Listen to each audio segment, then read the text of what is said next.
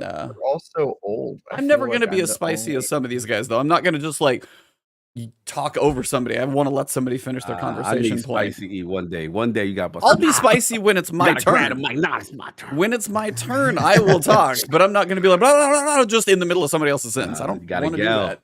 No, see, I hate that, and that's one of those things. I know that bugs. Like, it's rude because, in my opinion, it's like you're not gathering what somebody says. You're waiting for your chance to talk. So you're not as much listening. You're just waiting for your chance to talk, not caring so much what the other person says, which gets frustrating. I need you to do that, though. You'd be surprised, E. I think you'd be surprised by the debate we had, because we didn't really talk over each other at all. See, then that I will listen to. That I will happily listen to two people going back and forth with ideas, not like, all right, so I got this, but, no, like all this cutting in and everything. Yeah, that's ILP. Yeah, that's ILP. Yeah. Oh, we started recording, by the way? Not yet. I just want to see audio level sounded good for everybody. Everybody see it. Everybody, Granddad, you want to talk? Yeah. Hello. All sounds good to me. You sound crystal clear. What do you want us to call you, by the way? Just is it Granddad? Is that the easiest thing, or? Yeah, Granddad GG. What? Yeah. Sounds good. Yeah. The idiot from Manchester. That's what most people call me. Manchester the building. And then you got Audacity or somewhere to record your audio ready? Yes. Cool. It's all ready to go. Okay. Do you want me to press record now? Yeah, you guys can go ahead and hit those recording buttons. Ooh. Do you testing?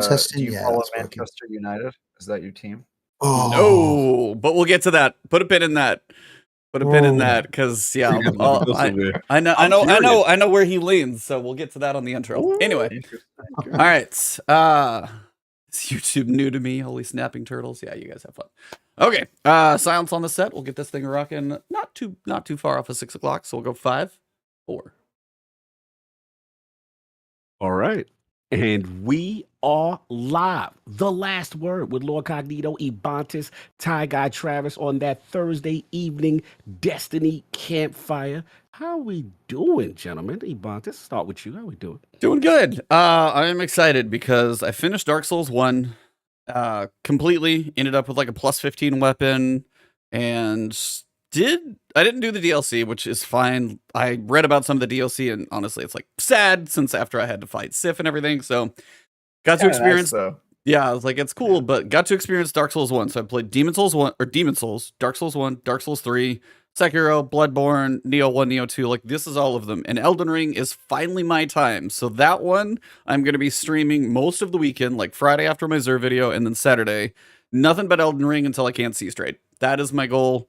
And I'm really excited. I literally booted up last night just to check to see, and they actually just patched it yesterday night as well. So it should be running a little better. So I booted up just to see what it looked like, ran around the tutorial area real quick while I was like recording and streaming, made sure everything looked good and smooth. So I'm like insanely pumped for tomorrow because I've basically only seen a couple bits here and there on Twitter. Seems to mostly be the opening area. And I'm 99% blind going in, and I'm thoroughly excited. So that's where I'm at. Which platform? Just curious before you pass off. PC. Yeah, I'll be playing it on Steam. Yeah, it's like being able to just if a game is available on PC for me to be able to record, stream, and everything, it's not like consoles that difficult, but it's just all in the same platform. Like, honestly, for something like this, I should have enough hardware to play it how I want to, which is the exciting part. But the 5 second after going literally from Dark Souls 1, turning it off in the same day, and then turning on Elden Ring for 5 seconds, I was like, oh, 60 frames, crispiness. Like, it doesn't even feel remotely the same. So yeah, I'm pumped. Travis, what about you, man? I think I know what you've been doing. What have you been doing? My Elden Ring journey has been hilarious because I'm also doing it 100% blind. I'm 80 hours in and I haven't killed a single main boss or done any of the main areas. I've been doing everything in my power. I'm level 120 and I've done nothing productive in the game. I've killed like 70 bosses, but none of them are like important. All the side stuff that I hear about, yeah. Anytime somebody tells me to go somewhere, I'm like, no, I don't want to. Like, I just don't want to. I don't want somebody telling me what to do. So it's been really funny, but I am getting to the point where it's like, all right, Travis, you should probably do something in the main story because you're running out of things to do. But I feel like I haven't even played the game yet, and I'm 80 hours in. But yeah, this week I've been catching up on Destiny. and I'm working on a game review that goes live next Wednesday, which is Tiny Tina's Wonderlands. So it's almost all the way through that. And that is basically like yeah. Borderlands 3, I think, styling and probably maybe an engine update, but truly a standalone on its own, right? Yeah, it is a standalone, but it's based off of the DLC for Borderlands 2, where it's like a D&D board game, and so it's got lots of references to tabletop gaming, and it's got a more fantasy vibe and a very clear like fourth wall breaking, even more than Borderlands usually breaks the fourth wall. So it's pretty funny. But yeah, enjoying that so far. Have the review up next week, and it's been busy, man. It's been a busy couple of days. You guys catch that Harry Potter thing? We can talk about that in the end because definitely want to talk about that in the end. That was quite cool. Cog, what have you been up to, Lots of exciting stuff. Yeah, tons of exciting stuff. Yeah, just been Destiny, man. Been the grind, getting back into it, just doing the minutia of the builds. Right now I'm having so much fun with Void 3.0. It's ridiculous in PvE and just being with volatile rounds and wells all day and doing all that stuff. Got to raid with Travis and has some interesting, funny, hilarious moments with Trav and the crew. Signed call outs and people. Really bad crew. Really very bad. motley bunch of chiefs. You know what's funny, Eve? I let the Chiefs talk it out, right? Because it's clear that there's not consistency. And what was funny, the best part of it is hearing Travis's frustration rise. Like I can slowly filling. Here's the thing. You know it's bad when Cog and I are in the party and neither of us are talking because everyone else is fighting. Yeah, if you guys are quiet, that is actually we were quiet shocking. And everybody else was talking over each other about the best strategy and the Cog was fine. He was just chilling, but Cog was also only there for like 1/4 of the raid. I was there the whole time. And so I had to like watch this thing unravel. I had just unraveled over the time. I was like, dude, this is like easy. Like we all know what to do. You guys are all fighting over. No, here's the best way to do the most DPS. I'm like, guys, we're not beating the encounter because you guys are fighting. And it was really bad. Really bad. Terrible raid group. Terrible raid group. But I'm glad you were there, Cog. It was awesome. I was there for all the smoke. But other than that, just been really rocking, man. And we'll get into the story stuff and all that. But look. We got a very special guest. Oh, yeah, we're going to get into that story stuff. Yeah. We got a very special guest who's been patient through all our banter, E. Indeed. So let's bring him into the campfire. Welcome to The Last Word, episode number 189. This week, Lord Saladin was in rare form as we got to see one of his best moments in Destiny yet. And the future of Iron Banner is intriguing, to say the least. To discuss all things gaming and Destiny, this week we have a gentleman joining us from the land of royalty, the United Kingdom. This man has been gaming longer than many of us have been alive because I assume many of you don't even know what Intellivision even means. In his early years, he was a platformer extraordinaire, but it's been nearly all Destiny since that journey started back in Rise of Iron. A legend in the Sherpa community with over 1,000 Grandmaster clears and countless raid carries, he is a master of PvE and has the seals, all of the seals, to prove it. While he may rage loudly when he plays Crucible, and I mean really loudly, he got to Legend Comp as a solo player, so you know he can click heads when pressure is on. So let's welcome a man who has been to Ibiza so many times they know him by name, can cut a serious rug on the dance floor, has the most epic callouts from his practices in the bingo hall, and his list of celebrity cameos for his merch spots is rather impressive. He is the creator of the Care Home Clan for the Old People, diehard fan of Manchester City, freehand graffiti artist in his off time, and likely drinking some Oasis in between wipes during another raid carry. Coming off what is likely another 12-hour stream, and fits perfectly into the campfire as both a Titan and a Warlock, the one, the only, Granddad Gaming. How you doing, sir? Oh, flipping heck. Can we end it there? That was marvellous. Doing very well. Very well. Thank you for having me. Absolutely. We have a program. Well, we used to have a program in the UK called "This Is Your Life." How that felt like. That was brilliant. Yeah, I'm doing very good. Very good. Definitely one of E's best right there, man. Good to have you at the Destiny campfire. Look, it's always refreshing as an older gentleman myself. It's always refreshing to have someone, that we could talk about some consoles and some stuff. So I got to get right into it, man. You got some classic history, man.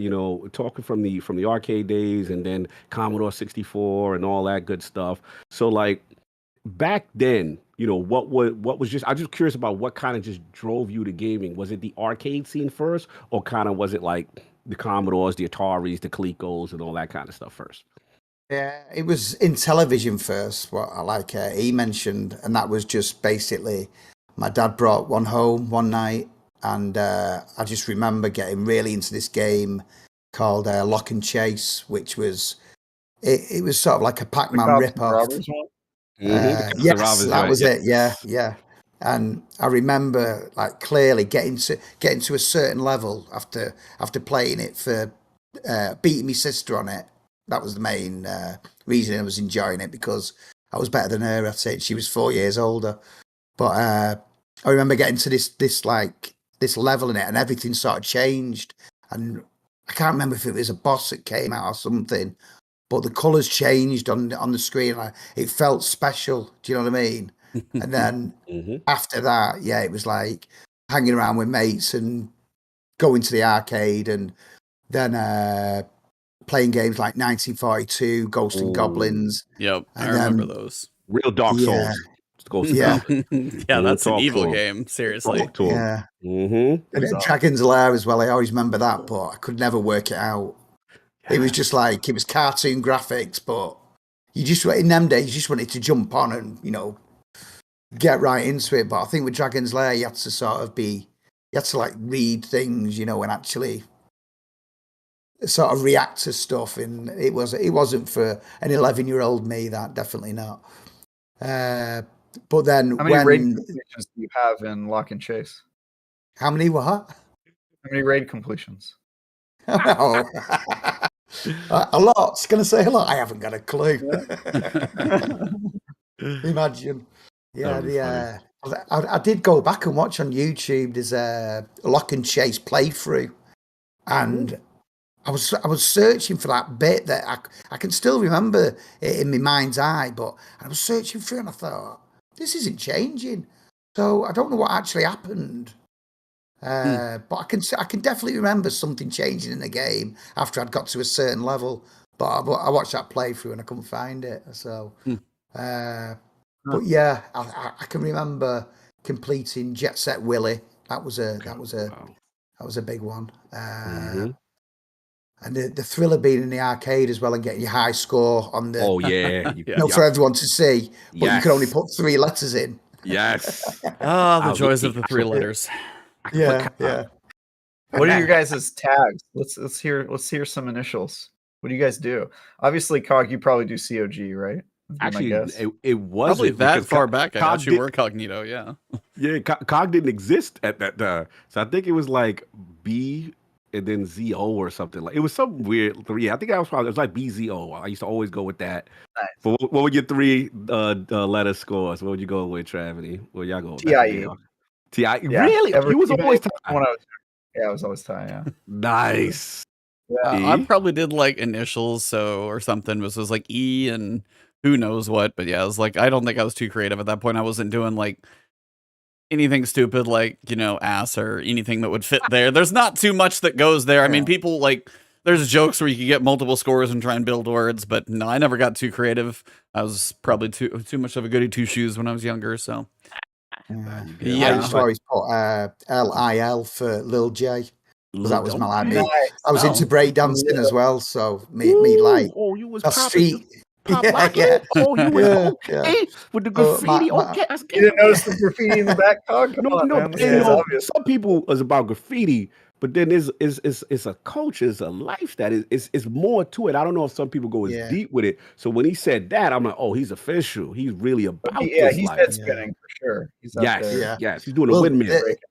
The reason I got into the graffiti was that I was quite good at breakdancing, and I attempted this move one day, and it was I was like lay on my back, and my 2 mates had my legs, and then they flipped me over, and I spun in the air like backwards, but I landed wrong, and I landed on the back of my neck, and my bottle just went, as we say over here.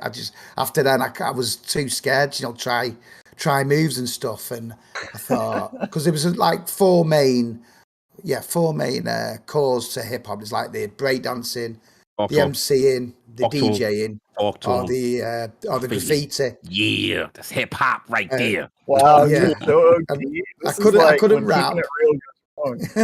I definitely couldn't. I That's definitely hip-hop. couldn't rap. Yeah, talk. I couldn't DJ.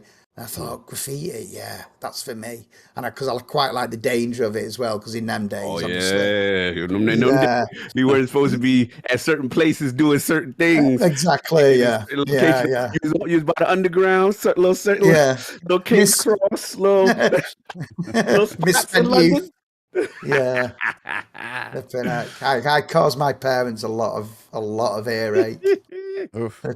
So you are Banksy? Is that what we're learning here today? Oh, I don't know. No. I don't use stencils. I Banksy's don't know. Banksy's That's, Banksy's he a doesn't know. swear The word. the word is still out on him being Banksy. We don't know for sure. I would say that, wouldn't I? That I'm not him, but yeah, Banksy's he's not liked in the graffiti, the graffiti like culture that I come from, because there's a lot of things that have gone on with him, and a lot of like he's gone over a few pieces of like historical graffiti in London. So there was a big sort of like battle between him and another graffiti artist called Robbo, who we call King Robbo, and that all blew up in like the 2015, 2016. I love this. This is fascinating. This is so great. This is a joke, and like he's actually got beef with the dude. It's hilarious.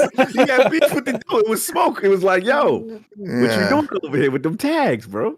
But the thing was that was when social media first started, because we all forgot about everyone and each other.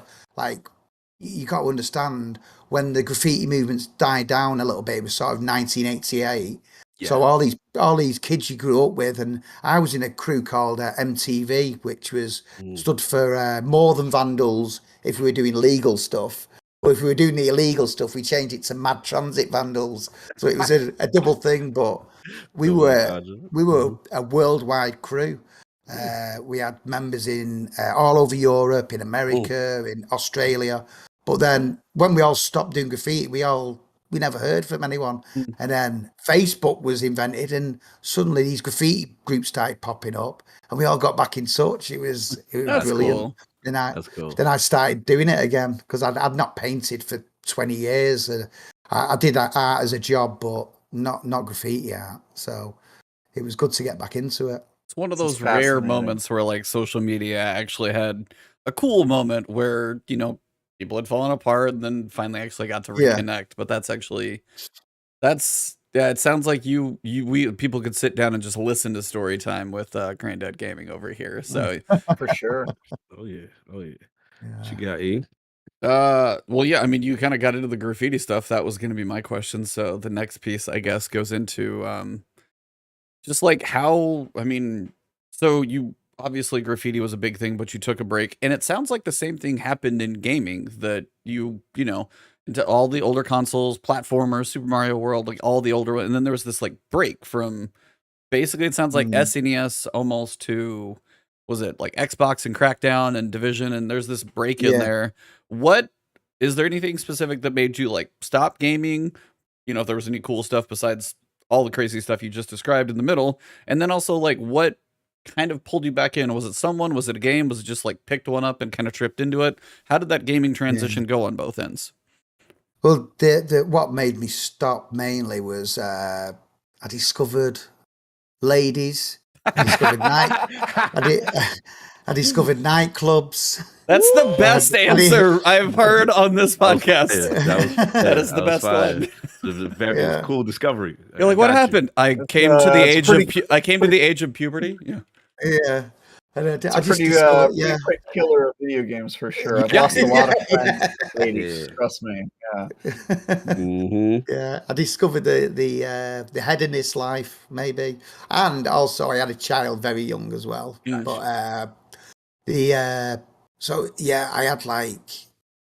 sort of like when he was born, I calmed down a bit. But then when me and his mother split up, I ended up going back out and partying and stuff.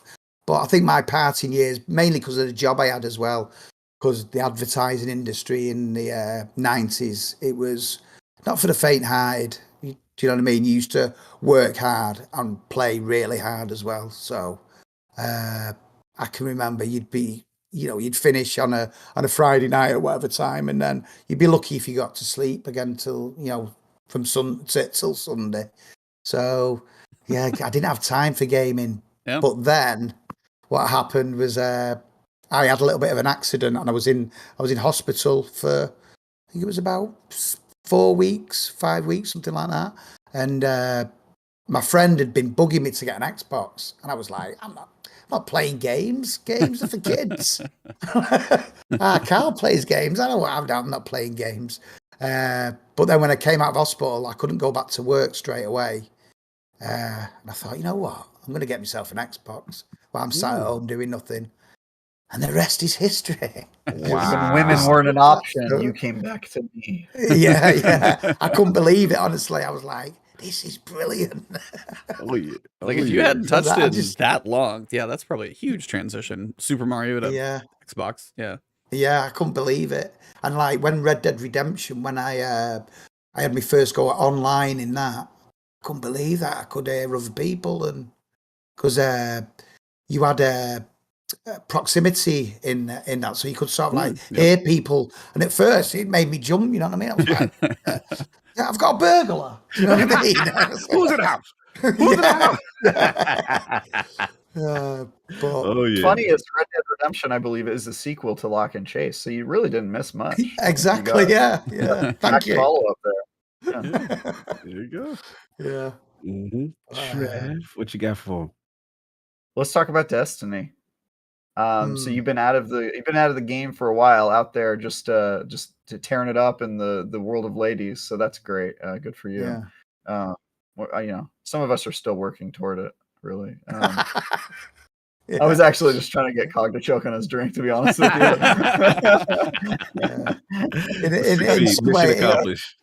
In some ways, I wish I was still working towards it. Believe me, bloody hell. But yeah, so you come back, and it sounds like you probably missed the whole advent of the shooter genre. So you missed quite a bit of that. The shooter genre didn't really exist when you started playing games, and then all of a sudden it's here. So what drew you to Destiny? Presumably not having a relationship with Bungie beforehand, or having played any of the Halo games. It sounds like you missed probably a lot of those. No, I missed all that. So what was your kind of gateway drug to Destiny, or how did you get led there? It was Division. I met Really? I was playing Division. I got really into Division, like the builds and everything, and I was doing the one of the incursions, which are like mini raids. Oh yeah. In Division, called Dragon's Nest, I think it was called. Sounds right. Yeah. And on LFG, I met this guy who I'm still in a clan with now, and he invited me to an Xbox party, and he was doing so much damage to the bosses, and he gave me advice on builds and stuff, and this little perk in Division called Damage to Elites, and I remember it's clear as day. I met him on the Wednesday night, and I was going to Ibiza the next day. And I remember thinking, shit, I hope he's still around when I get back. I can learn a lot from him about builds and stuff. Yeah. Anyway, come back from Ibiza, and he was still there. As soon as I went online, he sends me a party request. And so, to cut a long story short, once I was done with Division, and it was going through a bit of a slow patch, he said, have you ever tried Destiny? And it was just before Rise of Iron came out. So we had the Destiny, the collection. So I got everything, all the expansions plus Rise of Iron. But Rise of Iron was still 2 weeks till it was released. Yes, I remember that. So so I had like Taken King to go through, House of Wolves, all that sort of stuff. And that's what hooked me, really. I think Division got me into looter shooters, and Destiny stole me. That was basically what happened. But I did have a brief stop off with Warframe. I put so many hours into that. Nice. It was It's a great game. brilliant. Brilliant. If I'd still play it now, probably if there was cross save between Xbox and PC, because now I'm on PC, I wouldn't go back to Xbox. I did for a little while, but cross save would do. Not an easy thing, I get, but cross save would do a lot of games, a lot of good too. As you just said right there, like you would jump in every so often to make it like maybe a 1-day stream if you could just pick up where you left off and not have to start over, because Warframe is nothing but hours, so there's no way you want to do that again. Yeah. Mastery rank 28 I got up to on Warframe, which was quite high. At the time, that was the highest you could get into. I think I think you can get higher now. Well, you can do, but they are supposed to be doing it. It was supposed to happen with this latest expansion, but for some reason it didn't happen. But I think it will happen this year. It'll be become cross save or cross play. Yeah, but they need it.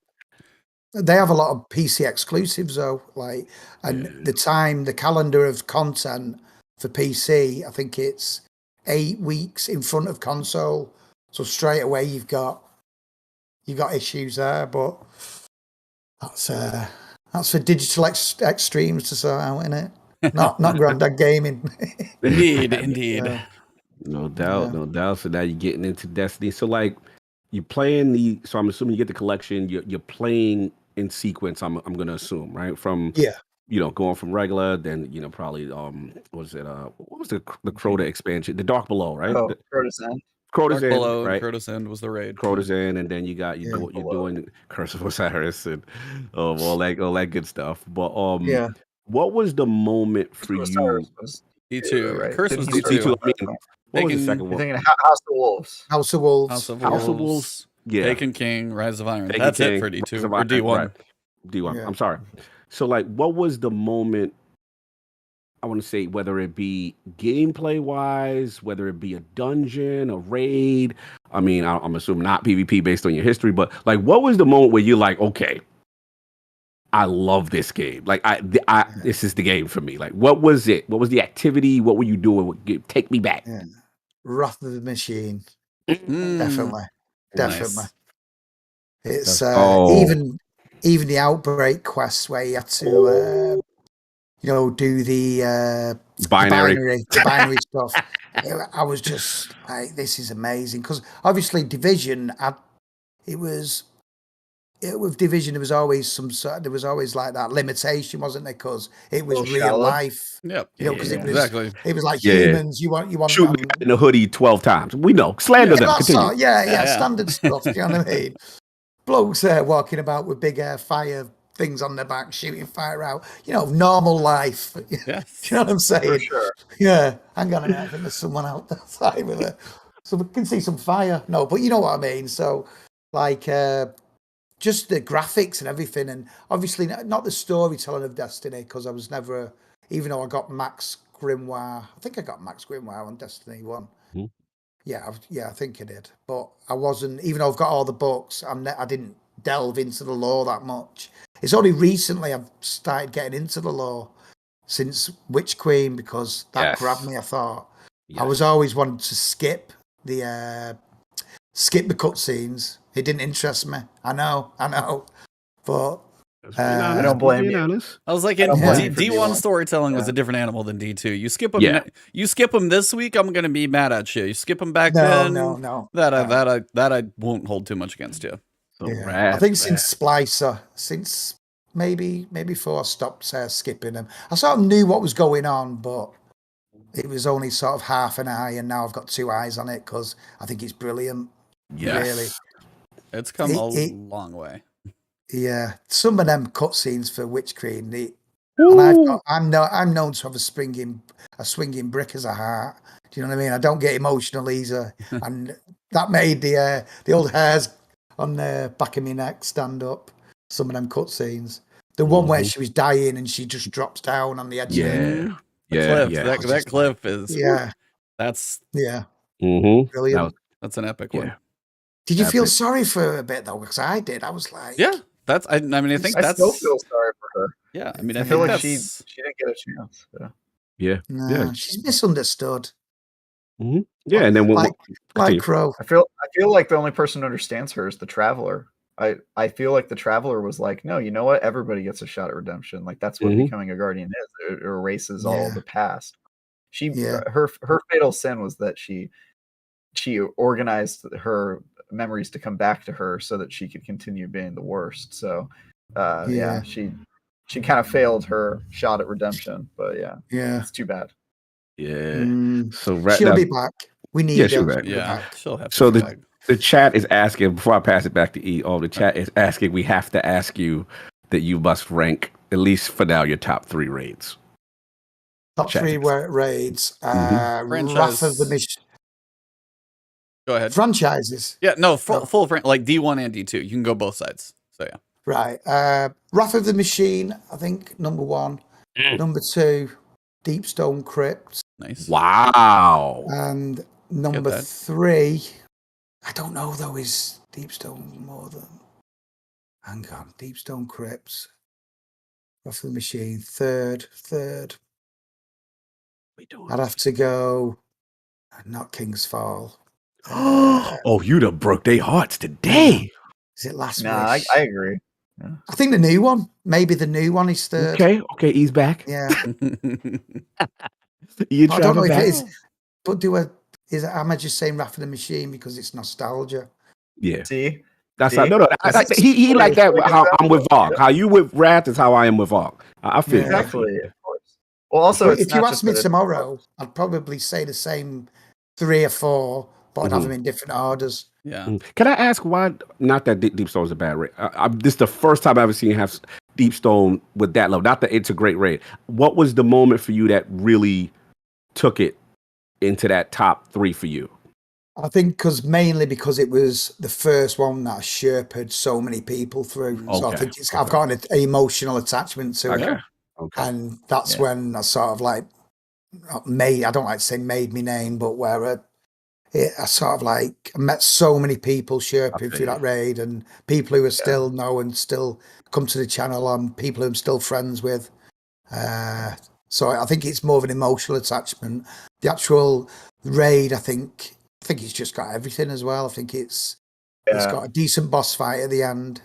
It's even though you are stood still, it is the jumping puzzle's great.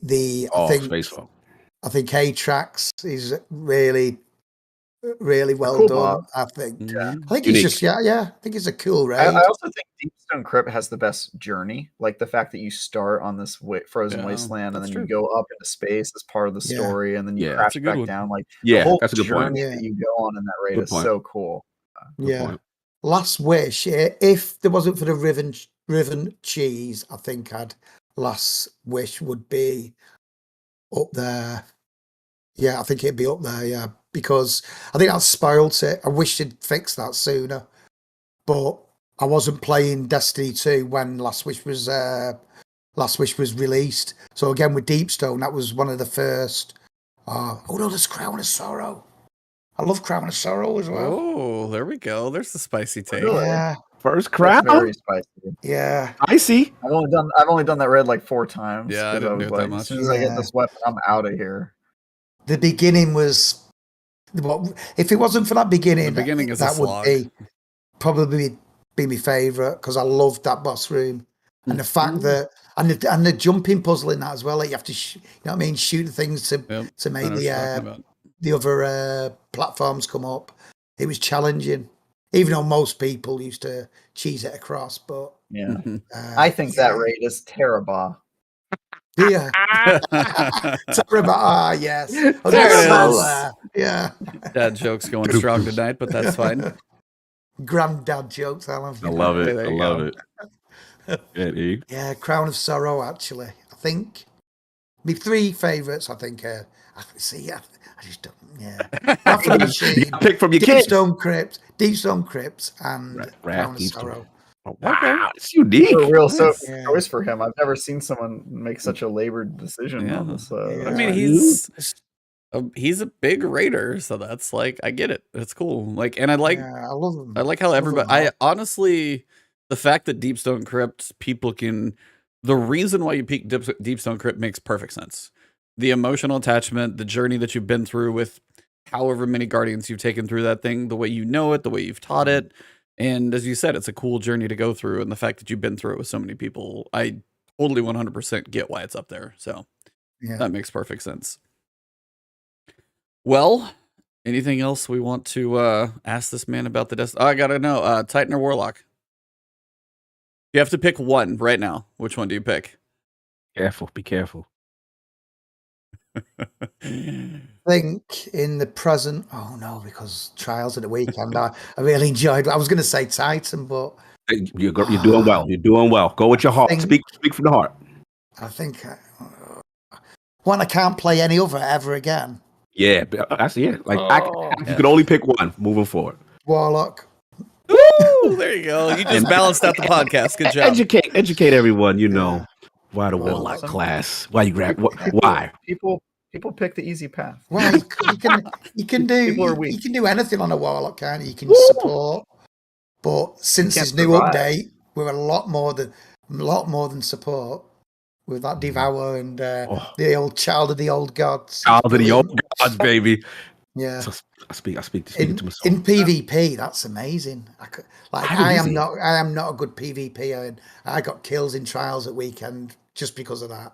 What Child of the Old Gods? Thing. Yeah. All you have to do is throw an axe, put your rift down, throw an axiom bolt down the middle lane, get a few tags, and it's let the good guys finish him off, the decent people. Travis's soul right now, and I love it because it all feels easy, and he hates that, and it gives me joy when he's upset. It's the new. What are you, Travis? It's all. I'm a Titan, and Warlocks can do anything. That's fair, except for win a Crucible match or Guardian games. But they can do, most things. Guardian games, I'll give you. That's funny. Yeah. Man, it is one of those. No, but it is one of those things though. When I sit there and I'm working on trying to solo the master version of Vox Obscura, and I want to go Void because it has all the new benefits from the subclass and everything. But when I go to think about using my super, it's either a bubble for some damage from my weapon. And I'm just like, if I could just throw a Nova Bomb right now, the amount of DPS output you get in your one button push is crazy as opposed to a bubble or have to try and shield bash a guy and survive. Just that one, button push for Nova Bomb is, and just nukes the guy for a little while. I'm like, yeah, that would be really beneficial, but don't have that one. So I do feel like, I don't know, it was all classes definitely have their pieces to it, but the fact that you were half Warlock and half Titan and you were that divided anyway, you already fit in with the podcast, so you were good. Yeah. You weren't a hunter, so you're already fine. Oh, damn. What's going to happen with Solar, though, when Solar gets the Void treatment? Yeah. I can't wait to see what our I want to see what our hammers do. When they fix the big sledgehammer, they have to do something good with that, because that has been so bad for so long. I hope Solar 3.0 makes that one fun, because if they don't give that love, I'm going to be real sad.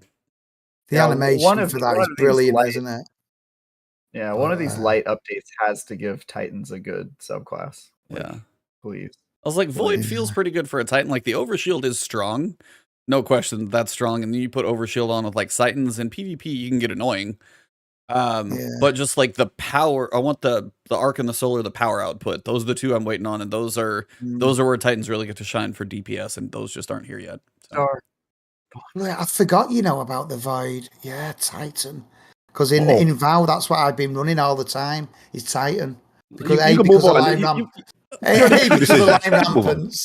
And but the shield bash is I know it's always had the shield bash, but it just feels different now.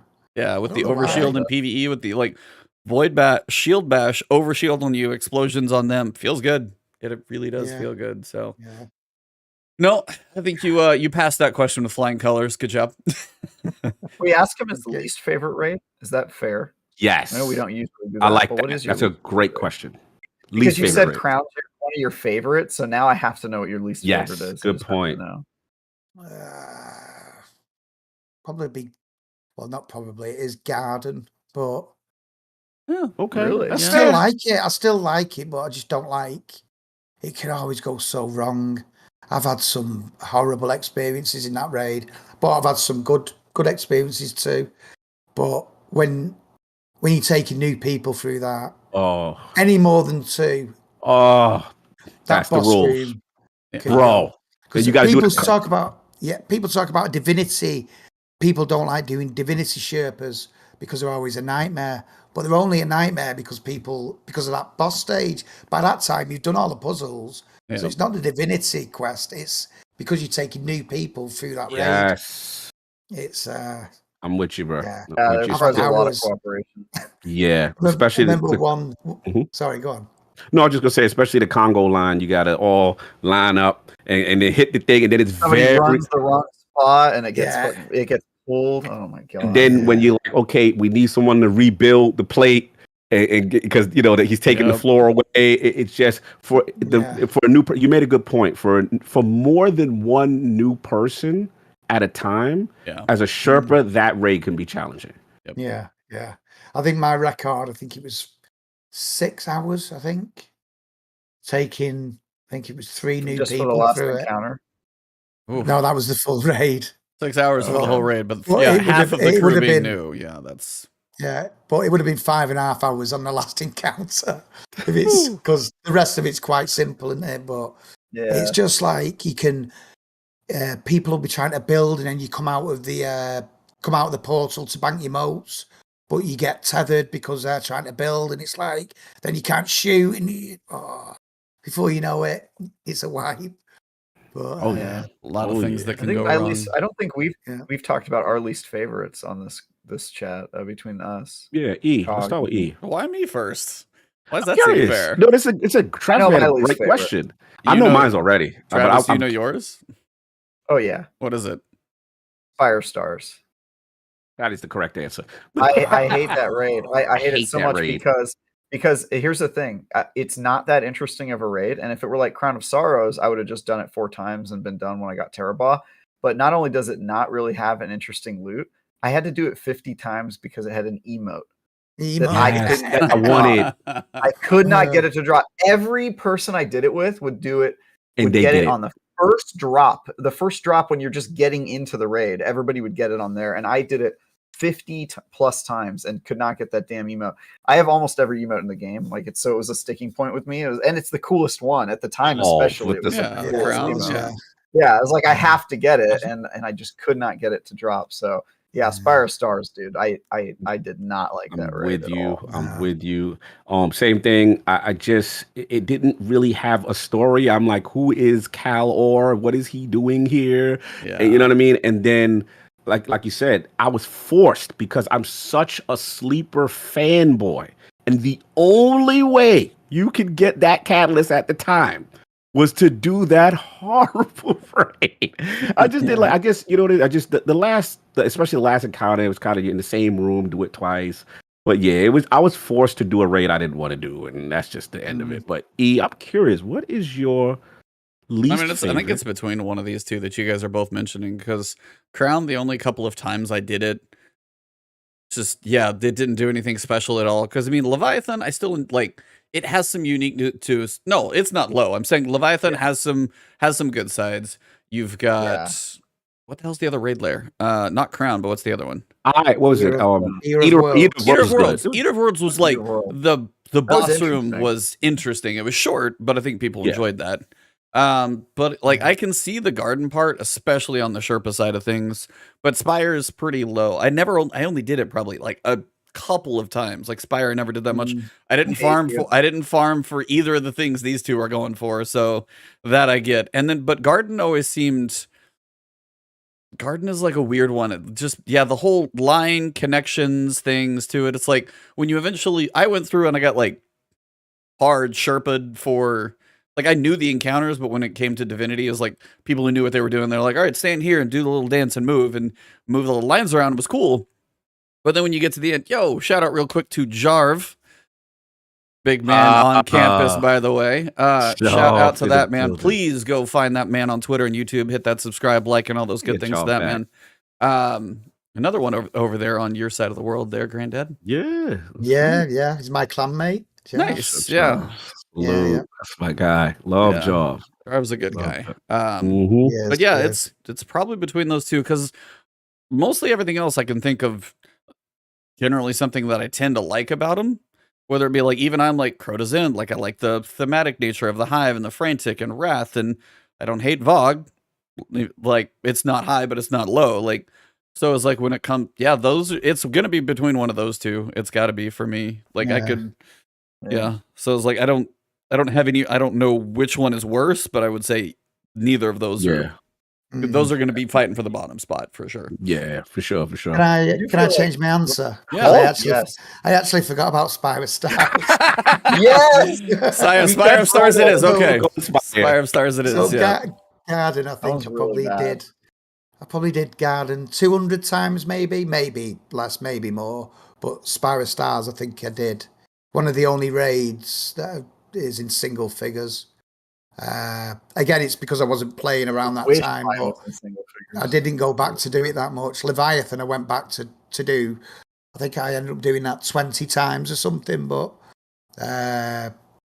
it was Oh yeah, it'd have to be Spire of Stars. Definitely. No doubt. That is correct answer. Nice. And last so Spire. Forgot to include it as his worst raid. I mean, do you need more proof than that? That's it. That's what you know when you try to erase it from your memory. Yeah, one of the funniest things. I ain't gonna lie, Trav. I'm very spiteful now. When I play like a strike or something, and I see someone get the sleeper catalyst as a drop, it burns my soul. There's a triumph to get the emote, which is the thing I did the raid 50 times to get. So they added that later.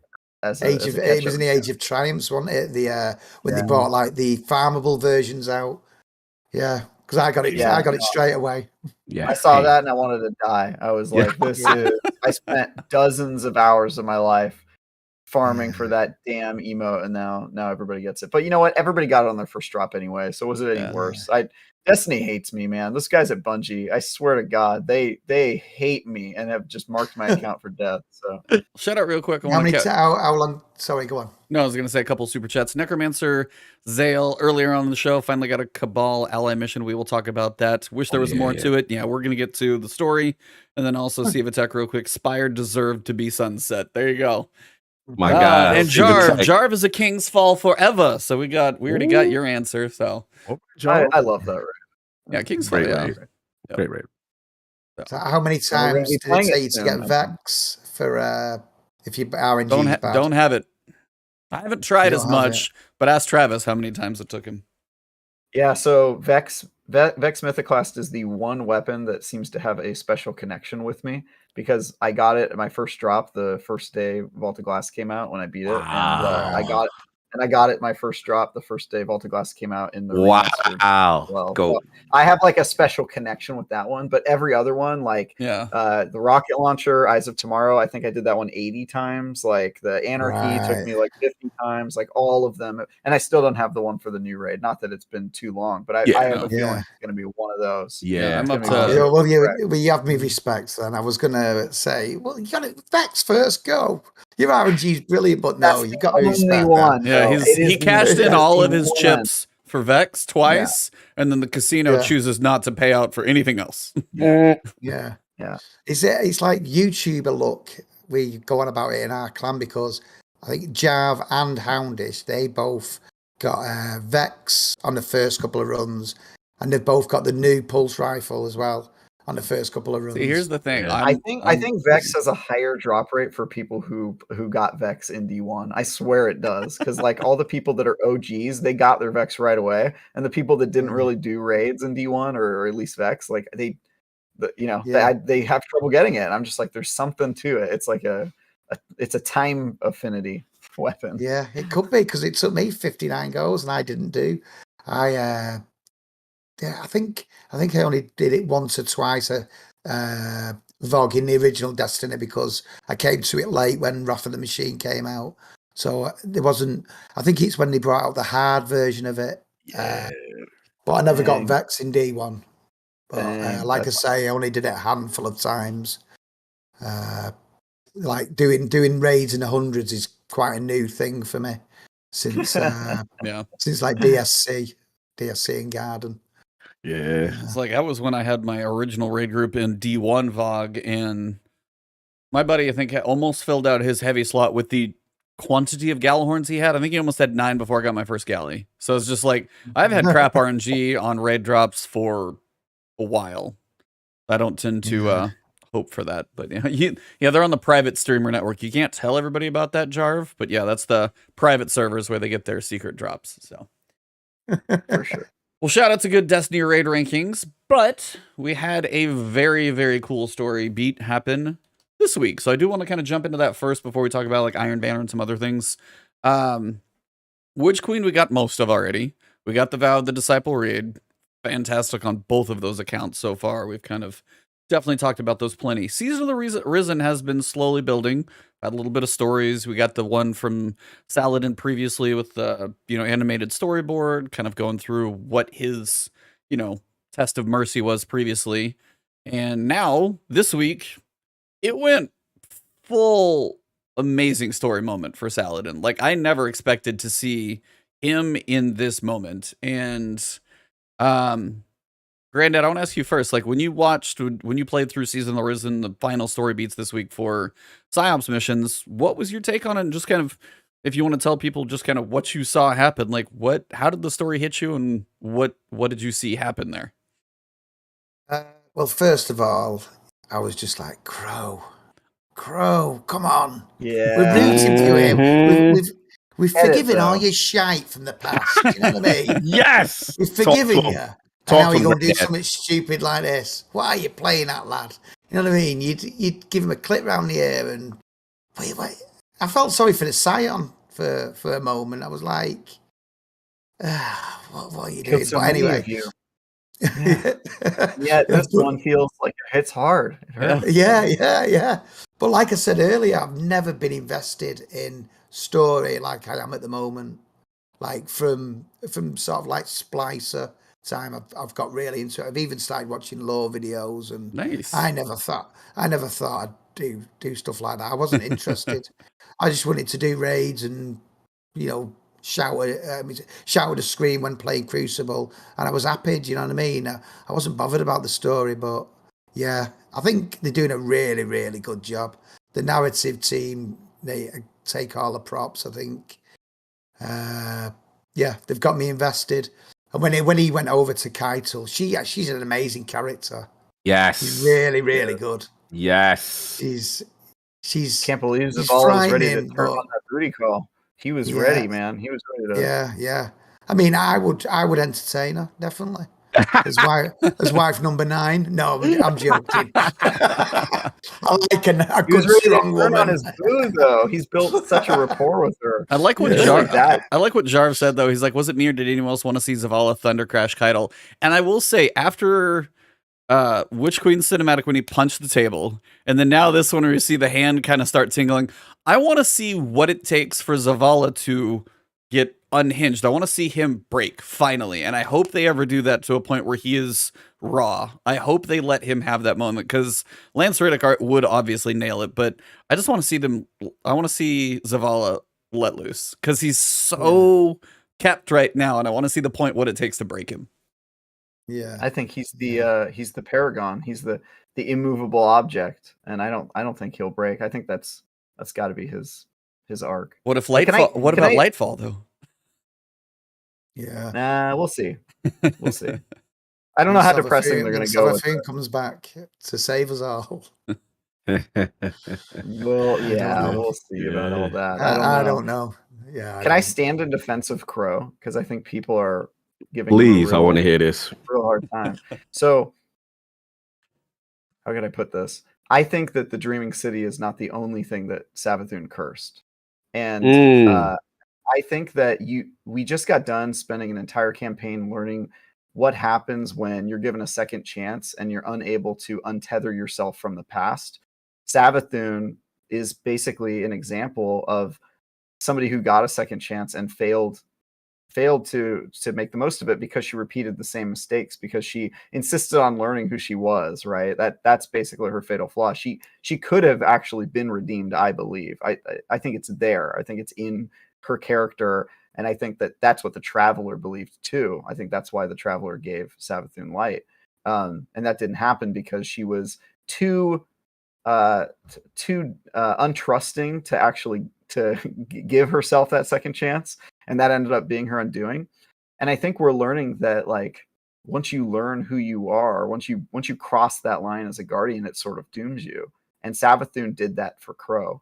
And in a sense, Crow wanted it, right? But for all we know, our character's a monster too. Yeah, but we're not bound. Yeah, we're not bound to that history, to that burden. And I think that seeing Crow fall prey to the same mistakes he made because he's now has this history that no other guardians have to deal with is a lesson that everybody should be paying attention to, because we also see it happening with Anna Bray. We also see it happening with the Gunsmith.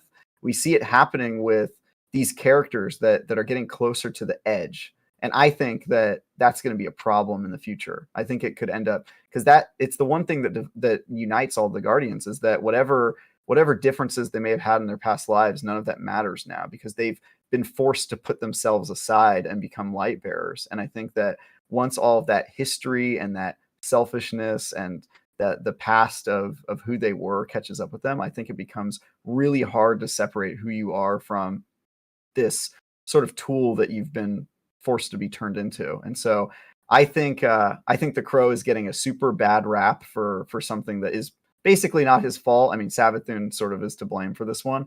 And I think that we should be paying attention to the pattern of people kind of falling and becoming a problem once they learn about their true history, once about their past. So I'm super empathetic and sympathetic toward the Crow, and think that now I'm sort of worried about the other people who have started to learn about pieces of their history. To be honest, I'm worried about like what the Gunsmith's going to do. Like I'm kind of worried about these characters now. So it's really interesting. But as you said, Granddad, like I've never been more interested in the lore, and I think the stuff they're doing is super nuanced and interesting. And yeah, man, I'm logging on every week happily. Although it sounds like we're going to be taking a pretty big hiatus here for a while, so we'll see. Yeah, that's my take. What about you, Cog? What was your? I know, like, reactions and stuff. I know it's not, Saint and Osiris and your boys. I love everybody. I know, but I was like, I know, but how did this one hit you this week? Excellent. World class storytelling. The fact that this is going on during an amazing Savathûn campaign, like post, is just a testament to where the writing has gone. It is so good that the campaign that, like, you could make an argument in a weird way that, like, Season of Risen is like so much more interesting on some level, on a small level, just because I want to know where they go. What they've done with Saladin, I'm gonna be honest, I like the character, but he would get on my nerves. I'm gonna be like, because the way I looked at it, I was Team Crow to this moment. So this week, I was Team Crow, because Crow used to call him out. When we used to do those other missions, Crow would be like, wait a minute, now that I'm a Guardian, when the Red War came, where was you? Why were you always abandoning situation? And Saladin, he didn't really have a lot of good retorts. Just like, young buck, you don't know. Yeah. You know what I'm saying? Like, it was always, it was like that, the older guy talking to the younger guy, always sunning him like, you don't know. But Crow made good points as a new light, right? So to me this week, I'm sitting there, and I remember after the mission, you go through it, they're like, Where's Crow? He's supposed to be the scout. Like, what's going on? Shout out to the mission with the Cabal actually fighting with us. That was really, really cool. The Caiatl's Battleground was amazing. I've been doing the PSYOP Battleground. I rush to do them as soon as they come out, because I want to know what's going on. And I thought it was interesting how they set it up, because prior to that, like, Savala's getting all comfortable. I don't know if you caught this dialogue, and he's like, this alliance is really looking good, and and Caiatl's like, relax. Trust needs to be built, little man. Like, calm down, right? So we get to this moment, and you come back to that helm, and you see what our boy has done.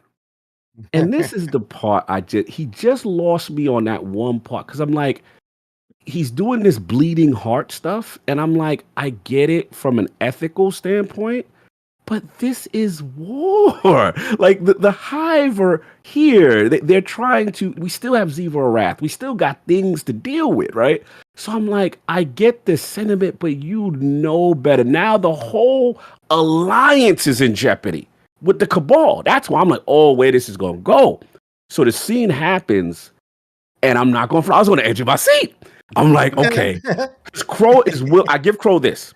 He was willing because Caiatl was about to smoke. He was going to take the L. Like, yeah, he was.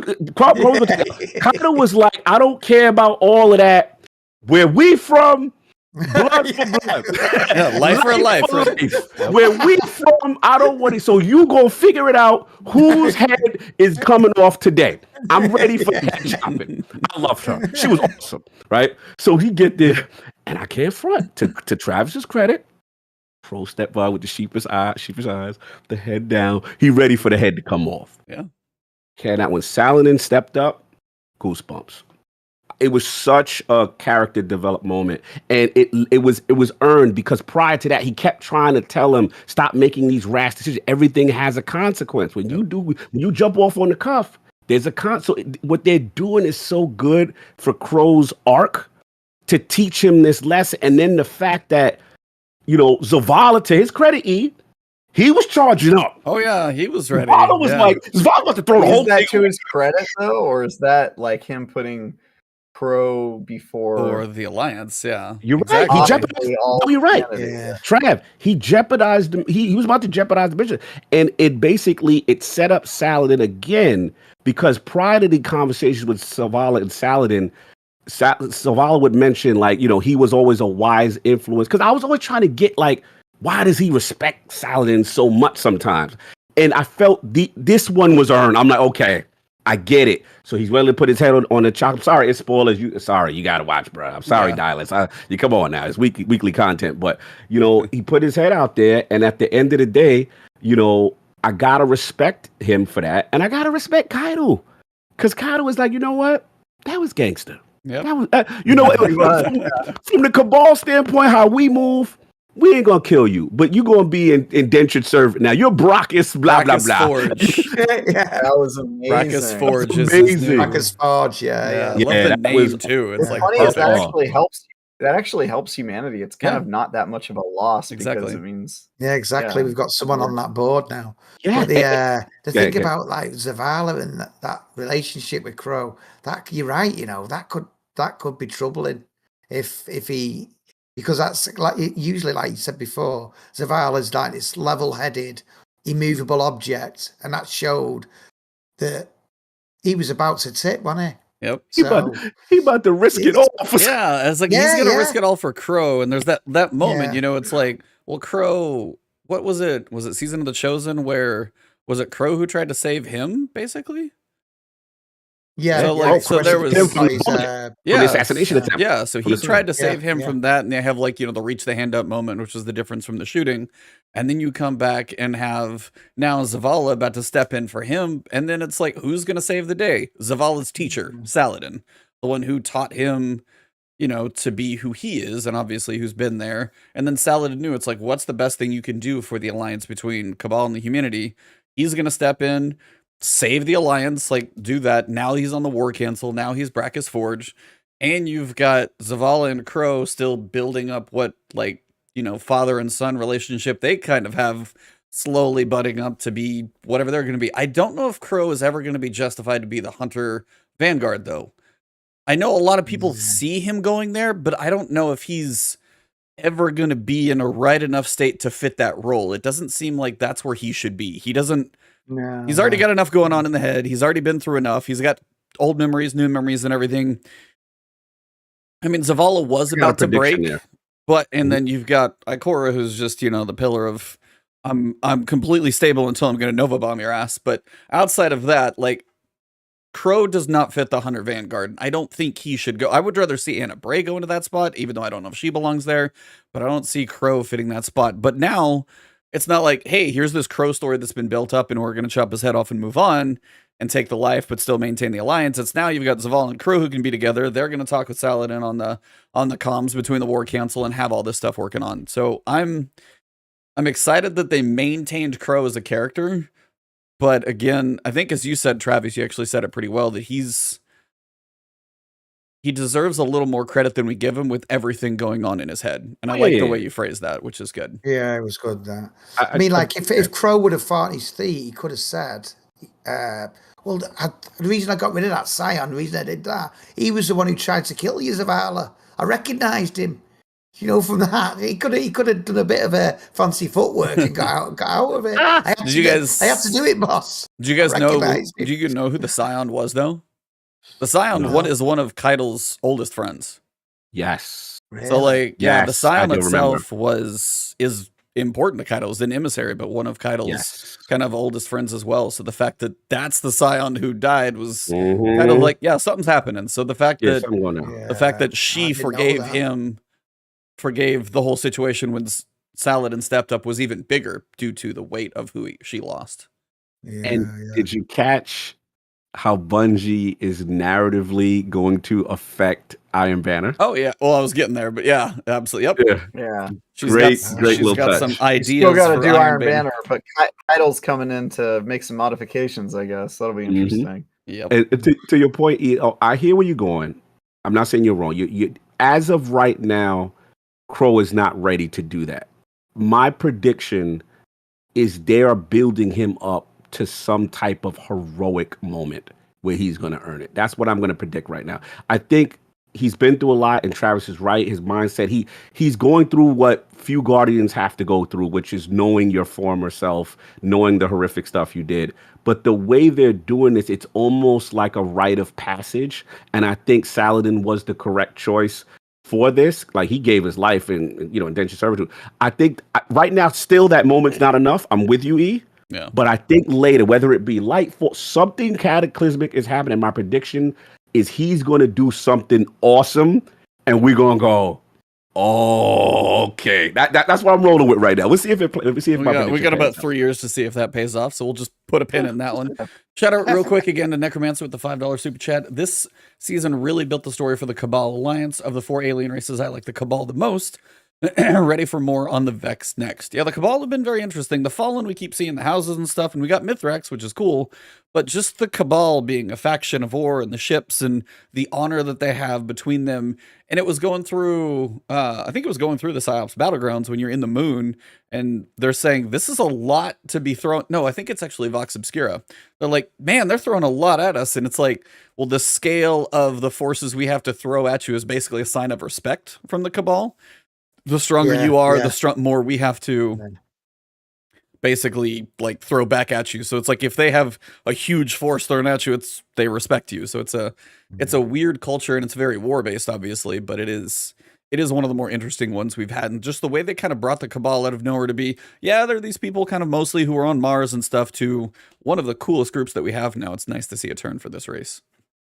Just how big they are as well, just the size of Caiatl and the size of them Scions in that mission. You expect the Scions to be miniature, don't you? But when you saw them, they were like, "What the heck?" He's a decent. Yeah. Boy. What was it? The Sundial, when they finally combined together. That was the first time we saw one that big, and now the ones we see in this Battlegrounds are that same size, and they're huge. Yeah, they is are. That like the? Is that based on like their rank? How big they are? Do you think? Or so this is something I've always wondered about Destiny, and I feel like they have absolutely no reverence for like respective sizes. Because imagine the Scion; he's like on the Scion homeworld with other Scions. He's like freakishly tall. He can't fit through any of the Scion doors. He probably is going to live like 10 years at that size. He's got like a gland problem. Like he's eating like so much food. He's like got all these medical problems. He's bulking, bro.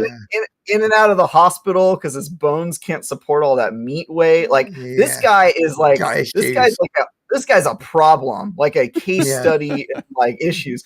But no, he's just bigger, and he gets to be the boss in a fight. I would think I went on like an hour-long diatribe because I was doing a Grandmaster that happened to be during that strike, and so it took us a long time to beat it. And I was just like talking about all the different ways that this guy would be a serious problem in his entire social circle and life. So Yeah. I'll It's like, never, there's I'll our never get friend. over He's like 12 feet tall, and we're all down here. that. Like, what's Yeah, up, he's dude? like, Yeah. it'd be like if you knew somebody who was 18 feet tall. Yeah. and you know what I mean? Like, it just, can you imagine all the problems? Like, there would be no beds to fit him, no clothes. This poor guy we'd probably last like 3 years. It'd It's just be, absolute logistical nightmare. Yeah. I love he has it. to eat What was 90,000 that boss calories a called? day. Was it Yeah, I Kargan? can't remember. Was it Kargan the boss, the Scion boss? Target? Yes, That sounds right. Yes, Yeah. yes, Target. yes. Yeah. Gargan, yes, absolutely. So good. I've always loved the Cabal. I just, even from D1 when people hated them, I just thought they were funny because I felt they had their own theme. When you hear that, wah, wah, wah, wah, I just think it just Yeah. felt No, like like, they were cool. stomping, They all have marching. their own theme, don't they? Yeah. Yeah. Don't Yeah, all in a those sense. We just never got much that story out was of just them. most memorable because it's so different. It's like, so different. It's just so ominous. It's just brutish, and I just love everything about them. Is violence and killing, and then we respect you, and you killed our guy. All right, cool. Yeah. Try to think, passage. is You murdered there- him. Great. Is there a Cabal raid? Am I blanking? Oh, well, I mean, yeah, we just talked about Spire Stars. Yeah. Leviathan. Yeah. But yeah, that was there's like, a few of them. yeah, I'm very curious to see if we do get Callus to ever come back at some point as now possibly one of the disciples of the darkness. That'll be interesting to see, like, if this level of storytelling they've got, if he comes back as somehow an off-season shoot or, a vow of the disciple or anything, like, if that ever actually transition happens, the fact that Caiatl's been built up this much, to see her going back and forth with her dad, that would be some fun storytelling to watch. That would be really cool. Good. Yeah. Mm-hmm. Yeah. I think I really like, one of my favorite GMs is Proving Grounds.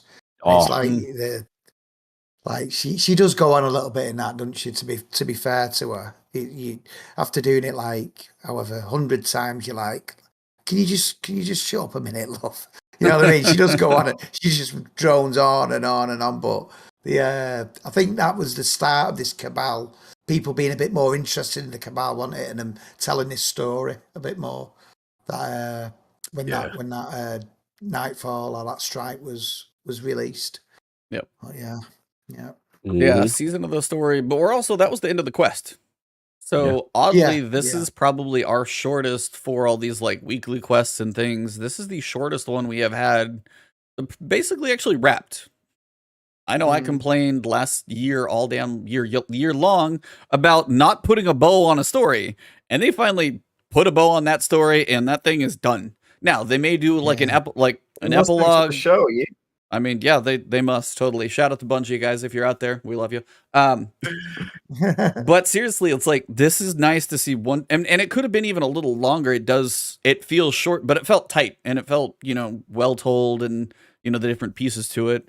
It didn't. It's one of those, do you need the 3-hour movie or can you have the 2-hour movie? We got the 2-hour movie, but we got the ending, which I appreciate. So now if we do get maybe an epilogue or a little preview for whatever season happens in 17, that is totally fine, and they can go into what I had hoped for. But the fact that we actually got a season and tied it up, and we know Iron Banner is going to change in season 17. Now we know it's going to change a little bit more, and why, which I'm very curious about. But it's weird to see that we've got the expansion story done, got the raid, and now we've got the Season of the Risen story, and this was week 4. This is probably the fastest we have gone through basically any of an entire season's beats for story, lore, narrative, weekly quests, or anything ever. So I honestly kind of wanted to get your takes. Do you guys think this went too fast? Proper speed? Are you worried about the next 10 or 11 weeks? Any of you guys, whoever wants to go first. Yeah. I think this was perfect, and I think Bungie is finally realizing that they don't have to put out content every week for people to keep playing their game. And even if people stop playing their game, they'll always come back when there's new content. And I think that is a super important lesson to learn when you're making a game as a service, because you can never feed the beast to its satisfaction at all times. It's just an unattainable goal. And more games as a service, custodians are realizing, you know what, it's okay if there's dips. It's okay if the week before the Witch Queen comes out, there's only 60,000 people playing it on Steam, because then there's 800,000 playing it. Yeah, still great, but still, it's comparatively really low when there was 1 million pre-orders for the Witch Queen, right?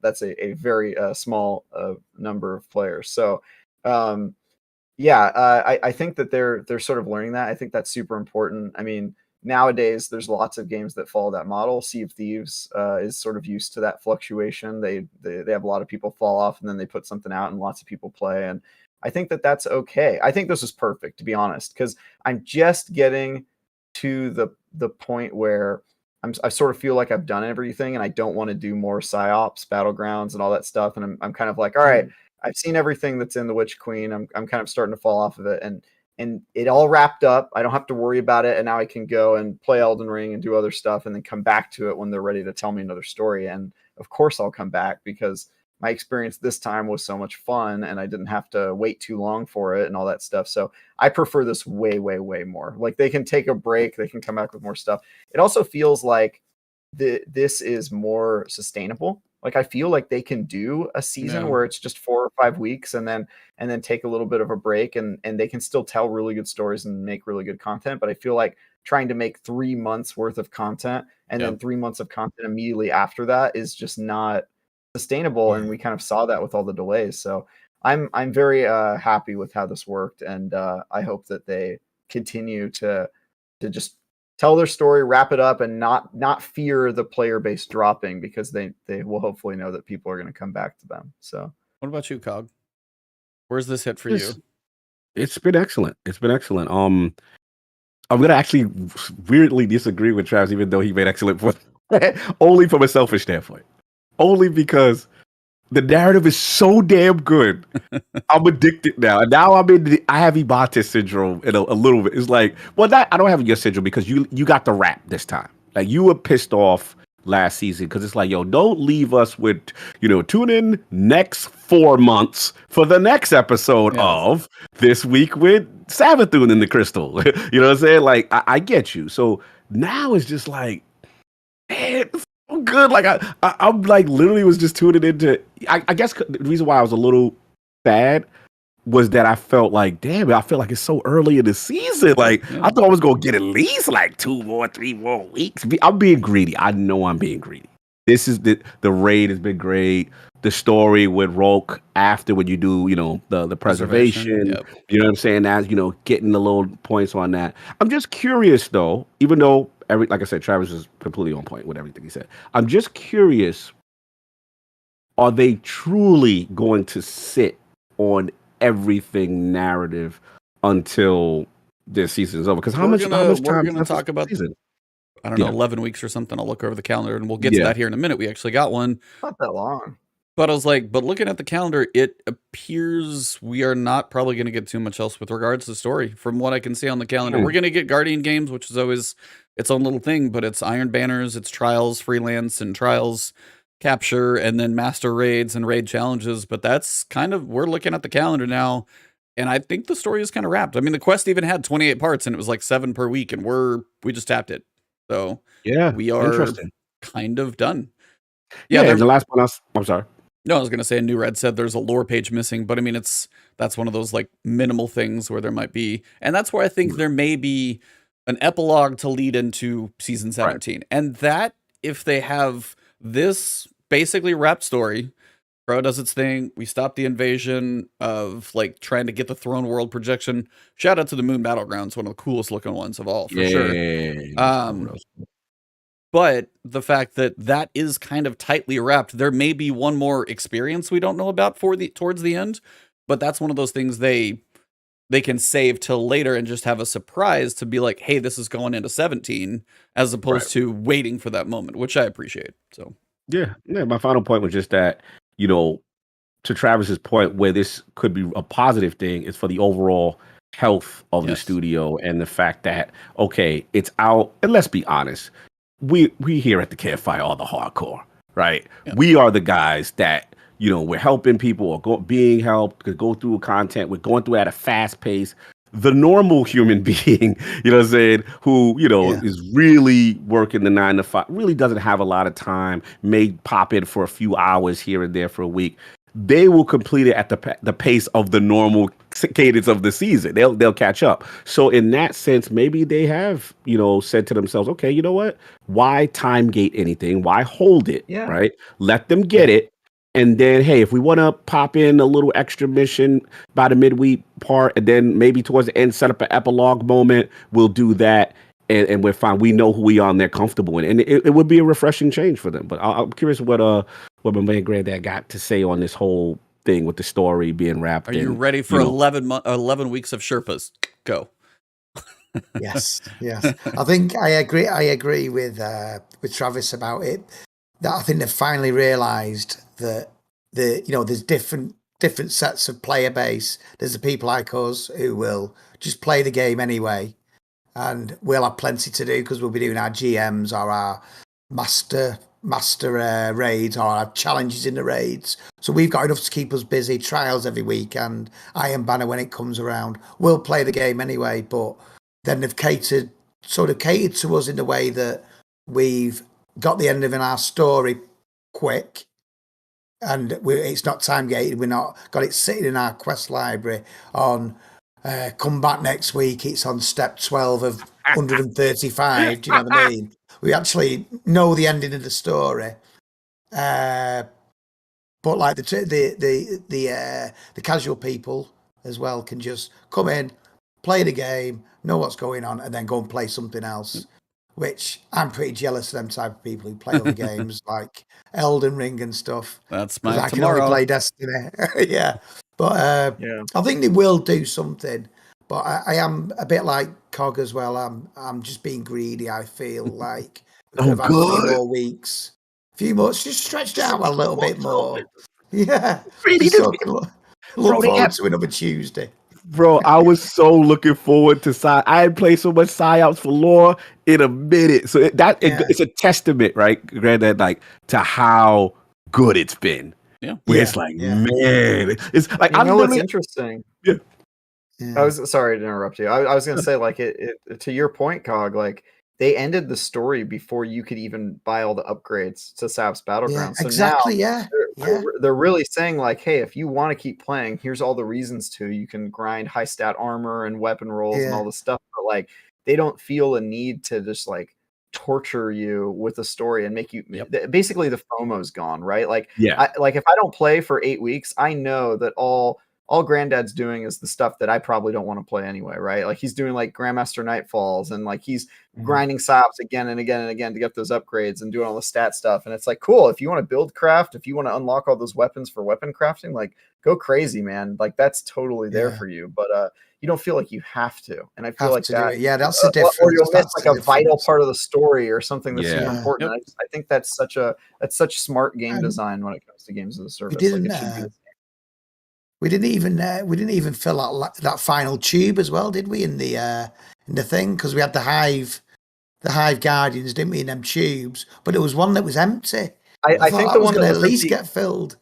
I think that one got filled up with the wizard was last, right? Wizard right before the plug got pulled. Yeah, I think shows how much I paid. Yeah, she was in the tube for about like 30 minutes, and then Crow killed her. Right. Yeah, okay. Didn't last long. So it did get filled. But no, I mean, I think you guys all nailed it. And then shout out to Jamie in chat. He just said he's like, gotta say, Witch Queen was crazy, surpassed all my expectations, and I loved it. But I feel like I'm already back to the standard Destiny grind, and I think this is literally the perfect time for it to hit the moment where you don't have to log in every week and see the story and then go through and be like, oh, I have too much intel. Like, it flirted with that line of just enough times that they want you to log in to see it, where you're like, all right, I can do about a month of Destiny, but if I go 10 weeks, like 2 months of this, then it's going to feel like a little too much for some people.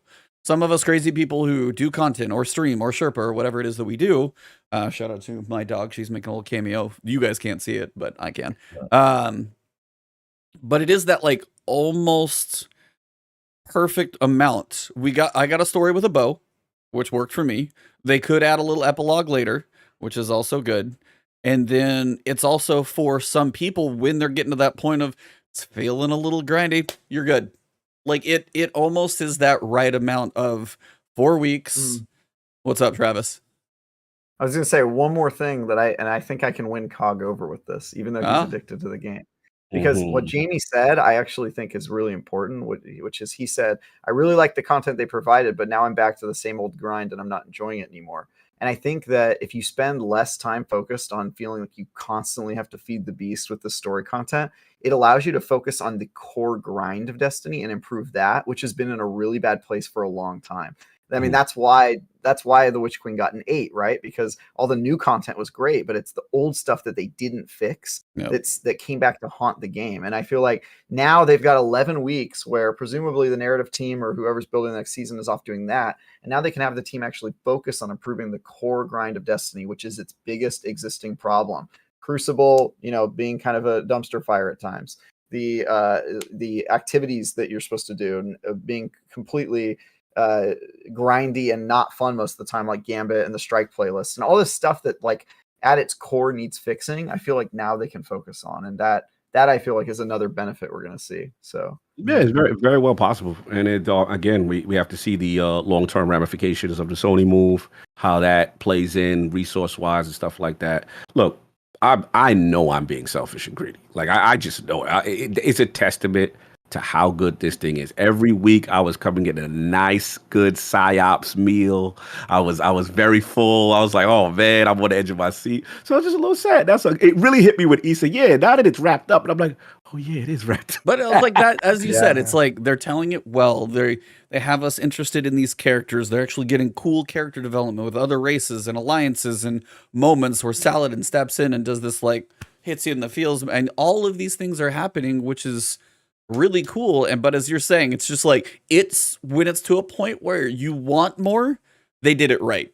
It's like, hey, correct. Exactly. That's the first. Normally, you watch a season of TV and you're like, oh, it's that 24 episodes. Yeah, you had some fillers in there. Maybe it's the Netflix was 10, then they bumped it down to 8, and they're finding that amount of a season that leaves you wanting. And this is one of the things we've been preaching about forever. Is like if you're at a point that we are, basically, what's the Blizzard thing that came up a few years ago? If you leave a game, at some point you'll leave, whether it's good or bad. Right. If you leave the game in a happy state, you will be happy to return when there's more. If you leave a game annoyed, pissed off, whatever, grinded till you're like hate everything, then you're probably not going to come back. And if this is the walk they're finding for more of the casual player who wants to see the story and dip and go play Horizon or Tunic or Elden Ring or Have a Nice Death, like my backlog is always growing. So the fact that I get breaks now for variety and stuff. Oh, it's excellent. Yeah. It's excellent. So it's like, but I love what we've got. I love what we've got going on here where Cog is like the senior graduating with like tears in his eyes, where he's like sad that there's not more. And then Ebontis is looking at his college, which is Elden Ring, with like senioritis. Like he's not even showing up to class anymore. He's like, you know what? I'm over this.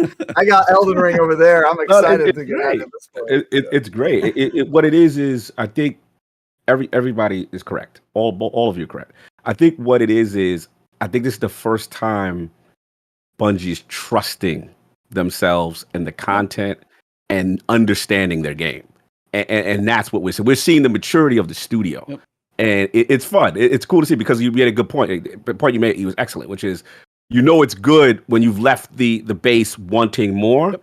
And then the hardcore can go grind out, do what they need to do, mid-max, custom. And then to Travis's point, we will get into the TWAB, where they like, look, we do realize this grind with these resonance weapons, so maybe we got this time for 11 weeks to fine-tune this, get your feedback, and all that other stuff. But yeah, it's cool to see them grow up. It's just weird for me, to see it in a way. I'm like, wow, it's really over. Like, okay, I get it. It's been a journey, from starting this podcast during Curse of Osiris to be sitting here. Oh, it's a different game. It's a different game now, which is really, really exciting. But yes, like Iron Banner's going on this week. We don't have to touch on it too long. If you guys have jumped in, whether you're playing PvP, whether you played Trials or anything, has anybody played much Iron Banner or Trials this past 7 days? Void 3.0 is insufferable. It's insufferable. What's happening in these streets? It's real bad. And Granddad, I think you mentioned something earlier in the show about this, so maybe I should let you talk a little bit. Yes, I've really enjoyed Iron Banner. Yeah, I have with my Void, Child of the Old Gods. Is it Child of the Old Gods? It is, I know. Love it. But I obviously start up the stream and get a load of PvP gods to 6-stack with me, so it's probably a different experience for me. There's not many games we lose anyway, but then if I start it up on my own, it'd probably be a different matter. But when I have these young whippersnappers, I don't get the bounties done very quickly because they're all based on kills. Well, That's more your tenacity to stay at it and be like, hey, I got one more kill this match. Sweet. No, just kidding. Yeah. And trials, did all right in trials. We went flawless on Saturday morning. Shout out to me friends SB and Infinity, who help me every week. So yeah, but yeah, I'm enjoying it. But I have heard a lot of people complaining about the state of Crucible at the moment. So I do know it's not in a good place. Yeah, basically the state is that Void 3.0 is pretty imbalanced, and it's just like what they did with Stasis. It's just exposed a bunch of exploits in the sandbox, and people are just taking ultimate advantage of it right now. The invisibility with the hunters, the hunters are bad out here. Just the complete imbalance between like warlocks and hunters versus titans that have like no place in Crucible. They have like no place in Crucible right now because none of their supers are well suited for trials. None of them. Like you put a bubble down, that doesn't help you. You can put up a shield that gives everybody more damage behind you, doesn't help you. True. And then the roaming super with the shield is also just terrible. There's really no place for it, but you kind of have to play as a Void Titan because of the overshield. Yeah, I was gonna say the Void Titan overshield. Putting up a barricade and not immediately getting an overshield is now like an offense. I'm like, what? I'm like, where's my overshield? I put up my rally. I'm like upset by it, and so you have to play as it, but like the supers and just the exploits, I didn't play trials because I played a little bit of Iron Banner and I was like, okay, I'm starting to see the exploits. I'm going to give them a couple weeks to patch this and then I'll jump into trials. So that's my plan, is like, I'm just going to kind of wait for the patches to come through. I'm sure they'll be coming in this week and next week. And then, patches. I love this. So yeah, I mean, it just needs to happen. They clearly build their ability sandbox around PvE. Like that's just very clear in the design. And so you have to wait for it to get cleaned up and actually designed for a PvP environment. And so after playing Iron Banner for a little while this week, I was like, all right, I'm going to let you guys clean this up and then I'll be back for some trials. Let me ask Trav this though. Is it as insufferable as Stasis' first? No. Okay. It's not as bad as like Shadow Dive, but you do. As bad as Shadow Dive. What are the pain points, y'all? Like, is it Hunters invisible all the time? Literally, I mean, you go all three: Hunters invisible, Warlocks with, you've got Child of the Old Gods, you've got your ability. You always have a rift that you can literally walk back and forth and heal through them. Stop hating on it. I don't like your rift land each. Watch your tone. I mean, it's literally that's been there forever. You literally be like, oh, hold on, just stand here and always heal forever. And now you got a Child of the Old Gods that goes to chase people down or hiding around a corner. Now you're like suppressed. It's so I mean, you've got that option as well. Your grenades can get bigger. You can always have Devour. Like there are things, but I mean, Titans as well. You can take a shield, which, as Travis said, Solar and Arc feel useless because when you put that shield up and you're like, cool, I got that overshield. When you put a shield up and you're like, wait, I didn't get my overshield. It feels like that shield needs to be doing something else. It feels like Solar needs to do something. Feels like Arc needs to do something because Void does something with that shield now if you want it to, and most people are going to lean into that. And yeah, New Red's over there like Devour stronger than Overshield. So it's like you've got a lot of options in each of these because it's interesting. But as I forget who said it, they lean into this for PvE. And this is where I don't want them to touch PvE because Void is a lot of fun. Yeah, we got to be careful. You got Void. They're leaning into Wells now, which is fine. I'm learning into build into Wells now, which is fine. Volatile rounds and those things. And you got the mods and aspects that go for it. But if they neuter PvE just to make PvP a little more balanced, they need to split that down the middle and make sure they keep them separate because PvE is fun. Then you can go try and balance PvP. Which they have. I'll give them that. But I just want to make sure they don't like... And then, of course, they take the one solar helm for Titans, and before everything launches, nerf that in the ground. The new one this season is toast. You sound like you're going through it as a Titan. What can we do to help? What can we help? Let's see. We went through it with Stasis, which was absolute shit for Titans for an entire year. And I then love it. I was like, now granted, in PvE, Titan's fun. I like my overshield, like it's fun. Bubbles. Titan is super viable in PvE and raids, valuable. But it's just like Yeah. in PvE. Now, I will say in PvP, I don't think it's as bad because my overshield, I can guarantee you, is probably as frustrating as. But I will also say if there's an invisible hunter, so I'm like, where's invisible? The thing that you can shoot an invisible hunter and they don't become uninvisible, they hold it. Sure, that's beastie. Oh, and then they can keep it forever. You can basically be invisible nearly infinitely the way that is done. There are builds for that. So it's really ninjas. Yeah, but I was like, but my overshield does make it to where it's like, hey, I'm just gonna pop this shield like facing a doorway. So anywhere in front of this doorway, I'm constantly regenerating the overshield. I'm like, I can be annoying too. I get that. So it's not as bad as like Behemoth. I get that. Okay. Yeah, I'm not saying it's not. Yeah. But and remember, y'all, the one-eye mask days. Yeah. Remember them days. Okay, handheld supernova. Handheld supernova. Don't forget those days. Yeah. Okay. There's always been Oh no, you warlocks can kiss my hindquarters.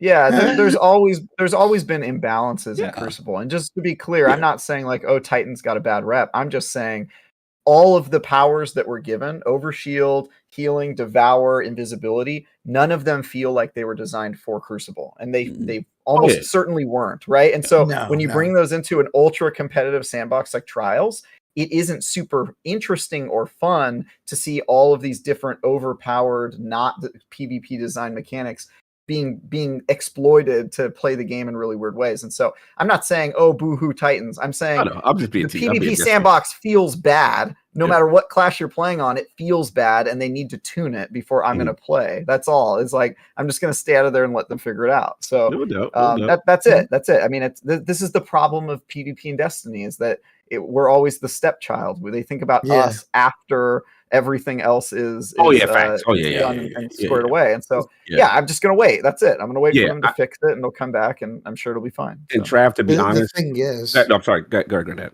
The thing is that like when they do it, when solar gets that treatment, that's going to be the same. That's going to be overpowered. And then when they do arc, the same. That'll be overpowered.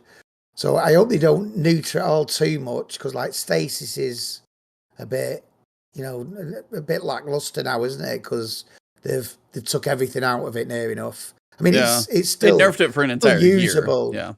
But it took them long enough. I don't know if they would have been better to release it all at once. All the light subclasses instead of doing it season by season like they are going to do. Yeah. Because if the way that Void is now, if they then neuter it to that it's just a bit crap, I think it's gonna be a shame. If they would have done them all at once, then they could have balanced it a bit better, because they're gonna have to do the same job again and again. And that's probably why they've done it like that, because if they would have done all three at once, there would have been so many broken things in there. it would have absolutely broken the game. That sandbox would it's like that's honestly the reason they're doing that has to just be for development.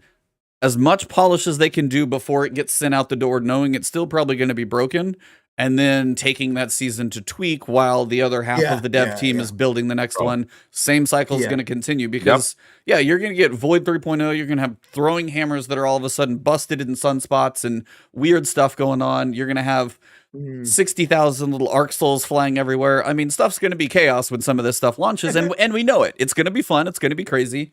It'll be great. And it's just kind of what we expect. And this is why I think season 17 is going to be maybe solar. And then season 18 is arc. And then season 19, before we get to Nightfall, is going to be, let's see if we can get some of this stuff in check on this final season of no new subclasses before maybe we get like a poison subclass, or if we get anything else coming in the future, which throw a wrench into everything again. So it does keep them busy for sure. But it is weird when you go, hey, I got a void shield and that thing gives me an overshield now. Or if I do a shoulder charge, I get an overshield, and then you go into another subclass and you're like, back to void. It just, it doesn't feel that great. So it is one of those where I'm with you. It's like the 6 months of waiting for whatever that last subclass is.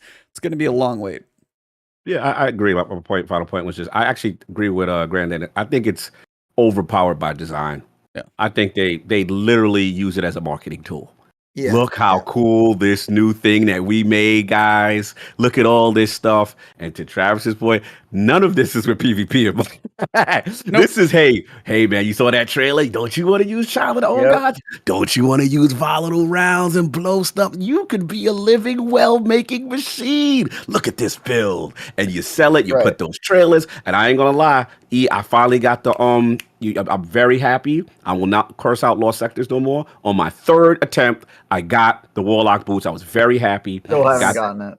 Yeah, they're excellent. Oh, they're excellent. But when I got them, I'm like, okay, this build is broken. Like, this is just nonsense what I'm doing right now. Like, I get Devour by putting a rift down and Overload on any gun by just putting a rift down. Yeah. That I was like, oh, this is I'm gonna have way too much fun with it. Yeah. But yeah, it's marketing. It's marketing. And then they reel it in because I believe the guys that they had on was firing range. They had Kevin Giannis and Chris Proctor. They noticed. Yeah, they noticed. They said that about Stasis, didn't they? On that, they knew it was a. What was his term? It was a bit hot. What was it? I think they said they brought it out. It was a bit hot. Yeah, bit hot. Yeah, I think they brought it down 4 times after launch or something. They knew it was going to be. Yeah, they did. Yeah. So it's like I'll be kind of curious how much of this. Here's a cool thing. And let's bring it in balance because we're going to do a yo-yo of that. It seems like all year, and then Lightfall is going to be the big yo-yo again. I feel like we've just accepted this, but the thing is, it doesn't have to be this way. They could build the new abilities, Blood King 3.0, with a PvE and a PvP build in mind. But I feel like PvP's always been an afterthought where they're like, well, let's build it for the PvE experience and then we'll fix it in post when it comes to PvP. And I feel like that is not a great philosophy. Like the fact that we just have to deal with the chaos in the PvP community. So they need to, like E has been saying, like everybody's been saying forever, they need to even more further separate kind of the damage outputs and some of the abilities and the way they work, and just make it a little bit better at launch, because I don't think it feels good. It was funny when they did it once, for laser tag weekend, because PvP was in such a bad spot at that point, and I still feel like that was an intentional marketing ploy. They were just like, let's make this laser tag just insane to get the community jazzed. But I feel like it's kind of lost a little bit of its novelty since the days of Stasis, when it was like broken for a year, and then now it's like it just doesn't feel good. They need to fix the way that they're deploying these new abilities, and maybe not break PvP, or at least be quicker to fix it. That's my biggest hope for the Sony acquisition, the resources, because I honestly just think it's a business decision. They literally, whatever the live team can't handle, in conjunction with them, really their focus is still, this is a PvE game. They to me, they're very data driven and analytic driven, and they know where their base is playing. So hopefully this could, I'm hoping that influx, besides movies, I think you're gonna keep waiting on the influx. I'm too hopeful. I think there's gonna be a brain drain at Bungie, because Sony wants to make 10 other games as a service game, and I think they're gonna be using a lot of the Bungie staffing to do that. I think it's gonna be the exact opposite of what you guys are saying, but I'll be happy if I'm wrong. It'd be interesting to monitor to see what happens moving forward with this acquisition. It's like final other thing I'll say for what's going on before we get to the TWAB. Good luck in Gambit dodging those Ariana Vow shots. Best of luck to everybody. Ariana Vow will one-shot body shot you. Yeah.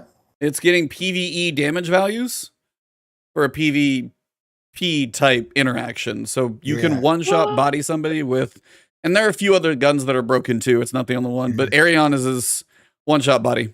So it's like Gambit is it's brilliant. Busted. Season of the Ariana. We're gonna get a new emblem with a hole going through our head and Eris's picture. No, the hole will be going through the body now, Cog. I think you. Through the body. Hole in the heart. The rain symbol. The rain symbol. Grief. No, it'll be through the leg, but the eyes will be dead. So it's like a leg wound. It's like a shoelace tackle, but the shoelace shot. Like I shot him in the toe, dead. So anyway, Gambit. Yeah, go look up a Gambit clip or something. It's kind of crazy. So. Wow. If you want Invader kills, I enjoyed Gambit this week. I'd really enjoyed it. Yeah. I wasn't using Ariana's, but one of my fight team was, and we just made sure we had our damage down, so it didn't go, so the boss didn't go through all three phases. Yep. And we were just like wiping teams out. It was great. Sounds like Just you've stop. been one. Made You've him been a one of very the. honest. Ting, ting. You've been one of the I got Gambit killed off terrorists in Arianas. there, yeah. Yeah, but I was getting killed off it as well, so it's fair game, isn't it? Yeah, Just like everybody players. technically can at this point. Well, we also got this thing called the TWAB today, and got a little interesting stuff in it for a change, which is not, I would say for a change. We've had so much going on in game, we haven't needed much in the TWAB, but we did get some interesting. We got our first calendar. They let the season kind of settle, so you got our first calendar. So this week is Iron Banner, the new PsyOps Battlegrounds. Next week, Legend PsyOps Battlegrounds. I'm guessing that's going to be about 1550 for a level, if that holds true to like the missions we've got. What do you guys see coming from Legend that's different than it is now? It better be a good reward.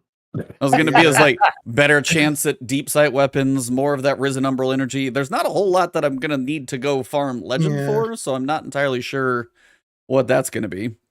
It could be double perks on the weapons, couldn't it? Selectable perks. Non-bungee, yep. Maybe high stat armor. Yep. Yeah, See what else I'm gonna do. Good call. I will definitely say at the war table, if you do pick up, like if you focus into the war table armor, solid stats so far. I've done it a few times and each one's 63 to 66. Like they're all pretty spiky distribution. So if you are in need of armor and don't already have like 12 sets, then if you're new, it's not a bad place to spend it. The focusing for a weapon, man, that crap is expensive though. I did a video, it's 9 for a weapon and it is very pricey. So it's like, honestly, if you have a lot of Umbral Engrams, you got like 9, just dump them into just the gear one that's like 1. And I've honestly, you can either get 1 weapon for 9, or you can get 9 pieces of gear if you have enough Umbral Engrams. And I've gotten like multiple red outlines from doing that. So depending on your Umbral Engram to Risen Umbral Energy ratio, there are better ways to spend that. But anyway. Here's my proposal for a Legend PsyOp Battlegrounds. You guys ready? Yes, I'm ready. All right. So you get in Legend PsyOp Battlegrounds, you get to replay through all 4 weeks of the PsyOp Battlegrounds story. But if you play through the Legend version, and the final week when you get to the part where Crow kills everybody, you get to slap him and go, "No, stop it! Don't do that." That would be worth the payoff. Hit A to slap. Yeah. Hit A to slap. Yeah. Don't do that.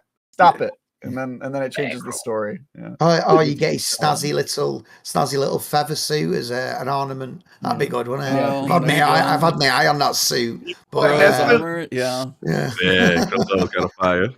It's lovely, isn't it? We also get Valve the Disciple challenges. So it's like if you've been running the raid a few consistent times, we've got our run down pretty packed. I mean, it's like hour, 75 minutes, depending on it's pretty smooth with our group if you got a decent at this point, especially if you have roles in the exhibition section. If you have your roles in that one pretty well defined, it's pretty smooth all the way through. So challenges will be interesting. So it'll probably start on totems first, do it in a different way, and then you've got just the different ways to do certain things. So I'll be kind of curious what the challenges are. Do you guys have any speculation of how they're going to change up the encounters? Because you got totems, caretaker, exhibition, and then of course Rolk. Do you guys have any thoughts of how they would do challenges? Like what specific thing are you going to need to do? Because what was one of the ones in VOG where you can't kill one of the big champions or the guys for the totems until they're actually dunking on it? So you're like, yeah. So I know there are certain that's triumphs. One of their favorites. Yeah, one of their favorite, the go-tos is like you can't do anything more than once. So I could see like, I know that's going to happen. I could see like a different person has to go into the hall to get the emblem and the caretaker encounter every time, or somebody only one person can shoot each of the totems every time, or something like that. It'll be like weird where it's like everybody's rotating positions and people are going to be like, no, but I've only ever staggered the ogre. This is the worst. And I'll be like, yeah, well, learn to do everything. Isn't that one of the triumphs already, though? Yeah, I think there's some triumphs in there. Yep. On each, a few of my friends have done the triumphs, but because I've been helping people, I've not really looked at them.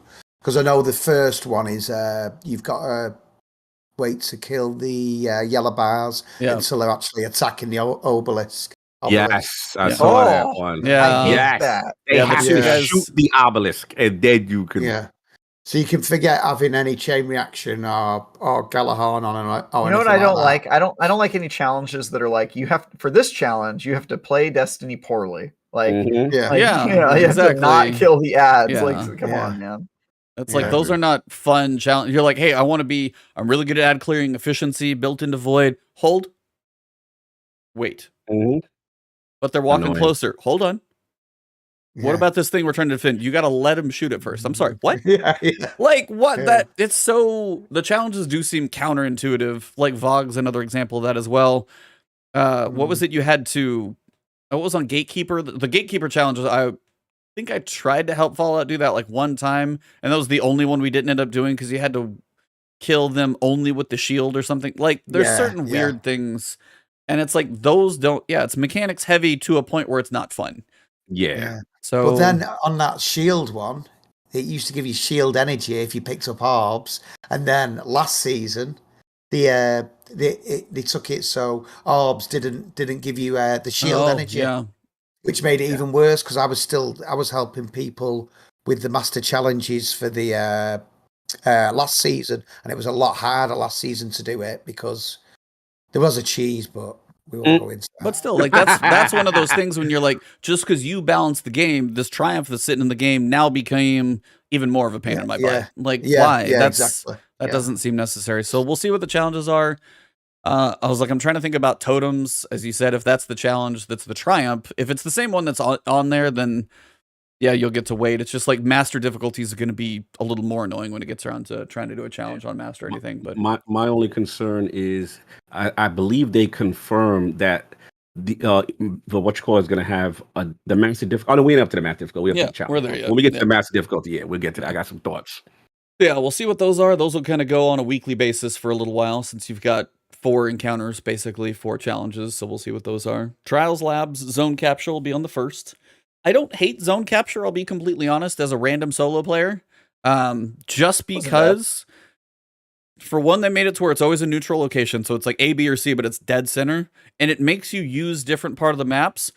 But to me, it would also help the randoms, because I always tend to go by myself. And whether you're against a 3-stack, I tend to get stomped. Most people do if you're against a 3-stop and you're solo. But if there's like 6 random people in there, everybody tends to head in the general direction and kind of works together a little better than, hey, I'm going to be the crazy guy and go flank and die in a corner and be useless. So the zone capture does actually tend to guide the idiots in the right direction sometimes, which I appreciate. April 5th is the day for Granddad. Grandmaster Nightfalls open up, so you'll be cranking on those, I know. Get your light level up. I'm sure it's going to be, what's it going to be, 1585, I'm guessing, with Artifact, and I don't know. I still wish they would do Grandmasters as contest, because all that Grandmaster is, you have to get up to a certain level, but you can't be above it. I still wish that was contest. I think it'll be, if it's like previous seasons, which it probably will be 1575, I think. Maybe 1575. Which, 1575 probably. 85. I was like, 85 sounded I'm already there, so I don't have to worry about that. Yeah, I was like, that won't be too hard. Premium experience. Yeah, if you get your Pinnacle grind done over the next few weeks, and then, you get your artifact up to about 15, 16, you'll be fine. I think it's not going to be hard to get there. April 8th, mine, Trials Lab freelances here. I just appreciate that because I don't face a 3-stack. Ever. It's just 6 random people. Sometimes you're going to win. Sometimes you're going to lose. Sometimes the gods are on your team. Sometimes they're on theirs. But I do tend to, like, I played Trials last weekend and I got my 7 wins. I didn't go flawless, but I got my 7 wins, got my 50 rounds, got some reputation. And now that I got my 7 wins, I can use the reputation card every time. So every match I play is getting me more reputations and engrams for the rest of the season. And being as the alacrity perk will give you solo benefits. Yeah. That's going to be good for lost sectors, solo, anything you do. So for me, it's like, yeah, I'm going to need to go get some of those. Then we got Iron Banner on the 12th, so no trials. Vow of the Disciple Master Raid on the 19th. So Cog, you had thoughts here. What is up? Yeah, this one I was brought to my attention. I didn't realize. So it looks like adept weapons are coming with this, but they're not craftable. From what I've heard. So, yeah, from what I heard. So the rumors that there's not craft. So my question is going to be, if they're not craftable, which we're going to assume they're going to have adept perks, mods or what have you, like, what will the advantage? Like, the advantage should have to be substantial, because once you are able, right? Because look, this is how I'm looking at it. Right, Insidious is my favorite weapon right now out of all that like that. I love that pulse. Like it is the dad pulse. It's E's favorite gun. I try to tease him as much as I can because I'm. Oh, then you got using, you got it, and you're like, oh, this thing's great. Yeah. I finally got one. I finally got one this week, so I got a decent. What you got? Rapid hit Vorpal was my first one. Okay, So decent, rapid hits works. Decent. Rapid hit on a pulse, you get like the stacks start really fast, so that works. But yeah, I loved how you're like, oh, this is a great gun. I'm like, I know. Yeah, The 4-burst pulse rifle feels fantastic, and I finally got one back. Can't wait when ARC 3.0 drops and they do something with that because it's gonna be crazy with that. And I have Dragonfly on it, and it's just ignorant. I love it. Yeah. So what I'm saying is the goal for me is keep raiding, craft. I want to get potential Dragonfly Rampage, which is a rare combo that can happen on that pulse. Yep. So I'm saying to myself, okay, if I get that and I grind, right, and I have enough resonance and you do enough raids, what is going to pull me off if it's not craftable? Like, what adept mods could they do to make it really worth the while to not craft the basic version of it? That's my question to you guys. I don't think they're going to surprise. I don't. The way the perks are set up in the raid right now, as they already have some very cool and unique perks in Vow the Disciple as it is. There's some unique ones in there. Then you've got the origin trait. Yes. I mean, all the Time Lost did is open up like Adept. So you had your Adept big ones, which some people can find benefit for that to have a little more flexibility for the other slot. And then it was, well, like a baby stat boost. And now the Masterwork is even less needed. They don't even say the Masterwork's worthwhile just in case you do want the stats.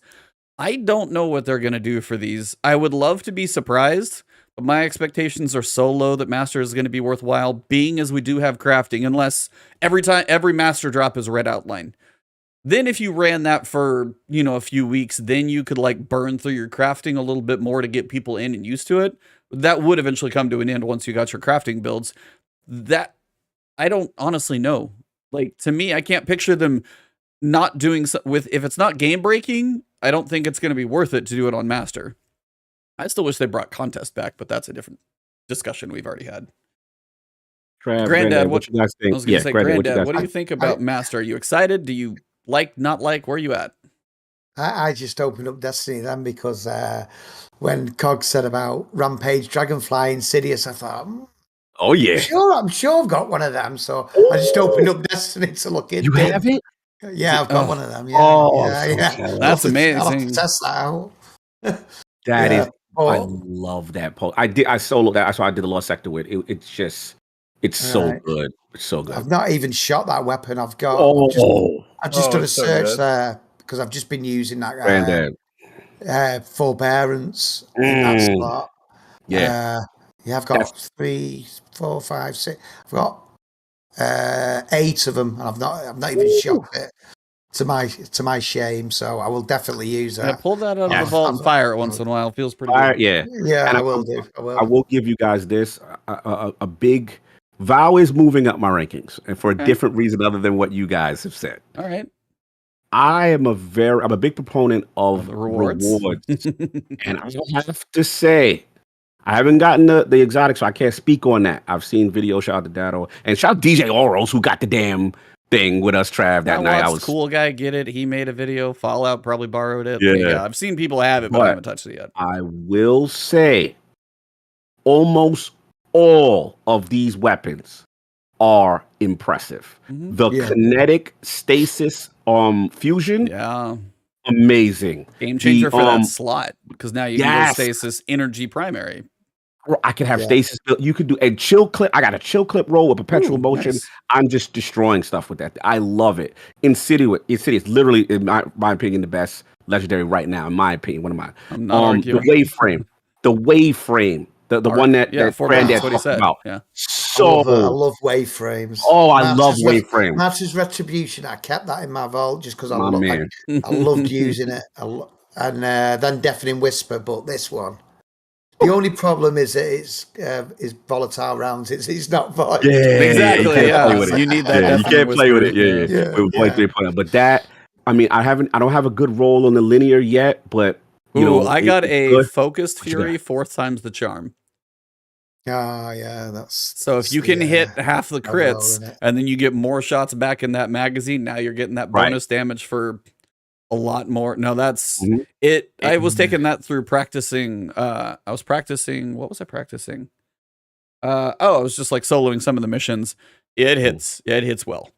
Yeah, and submission. If like, I'm a guy that never got a good multi-mac in the kinetic spot for submission, it hits. I just don't have a good roll. The Submission's 900. good. Yep, feels good. Yeah, Yeah, it's good and SMG. combine that with the most underrated perk in the intrinsic origin trait with this: just get a couple of hits, reload, get energy back. Like it's like a baby. It's a little bit of health. Yeah, it's a little bit of health. It's a little bit, but depending if you get more kills or more, you get a bigger chunk back. These raid weapons are really good. The only thing that may hold it back is collective. The pulse is very, very specific. You have to run a void build. You have to run suppression weaken and all this stuff I'm hearing. Yeah, no, the exotic is tricky. Yeah, it's tricky. It's very it's very particular. Yeah, but as a whole, this is up there. I have to give this Vile Disciple weapons the legendaries are really worth it. All very good. Yeah, and especially the design as well. Oh, I love the barrel. Yeah. Like we've been asking for a long time, haven't we, to have weapons and armor that are as if they're taken from the raid, elements from the design of the raid. So and this perfect. is what they've done. I think like some of the armor does look ridiculous, but I think it should look ridiculous because it's raid armor. It is. It is a bit over the top. Done a good job. Yeah, but about the Adept versions. Like you said, they're going to have to make it. And I don't think they are going to do. Right. It'll be a little bit 2 on each column, won't it? Something like that. Yeah. That's stability. Yeah, so that's why I was like, I will run that normal raid. I would work on sherping more people in that normal raid because I find it fun. It's a cool experience. Nurad said it. He's like, I don't think we've had a raid this straightforward that's also so engaging.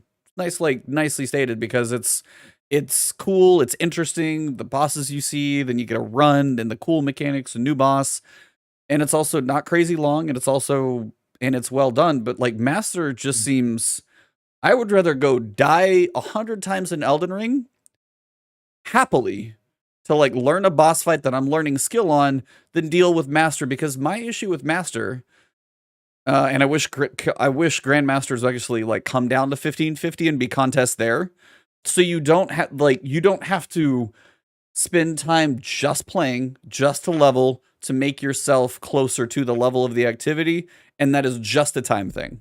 And that's the only thing. That's why contest was a tight window when we finally got Exhibition and we nailed it. I was like, that felt good, but we were running so smooth and we got it all. And Rolk, we were like really close and we never got it, but if contest was still there, eventually the next week we could have worked on it. We could have that contest and get contest level rewards. Yeah. The Master on most things. I don't get it. I will do Legend on most things, but Master on most things, I just don't generally enjoy. And that's just me being like, I would rather do other things than just be a time thing. Like that. Kind of share that. Yeah, it's like Master Vox Obscura. I'm close, and it's like I do want to practice because that's like I'll work on a video for that one, but that's the only one. But it's like the raid is very enjoyable, and it does take coordination, but it just seems unnecessary to be, hey, let me get you up to 1580. Well, how do you get there? Well, your gear stops here, so then if you get 20 more on your artifact after doing the Pinnacle grind, which is just a time investment, and in theory you could over level it. You could be plus 25, plus 30. And then it's probably going to feel a little better. But what is the time to get plus 25 or 30 on your artifact now in a short season, not a 6-month season? I've never been that high on my season pass. So sorry for my rant. Anyway. No. I think it's absolutely just an opportunity missed by them not to capitalize on contests. But for even adding that over 24 hours was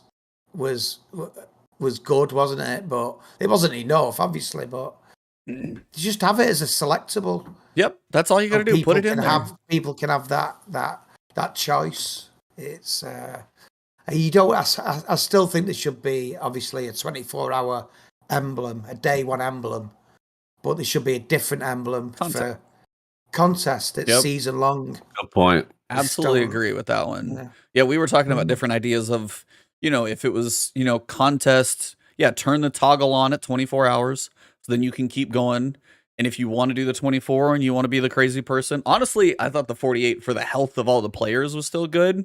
Yeah, that was yeah. actually a nice piece. But I get the 24-hour race for the crazy dedicated. The health of the players would be the argument for the 48. But either way, contest should be a toggle. Like a day after that raid is out, it should always be there because it's it's a really cool experience. And you said if there's a different emblem, it just lets one of the artists be like, hey, here's another cool emblem. Yeah. It makes it's difficult and it's challenging, but for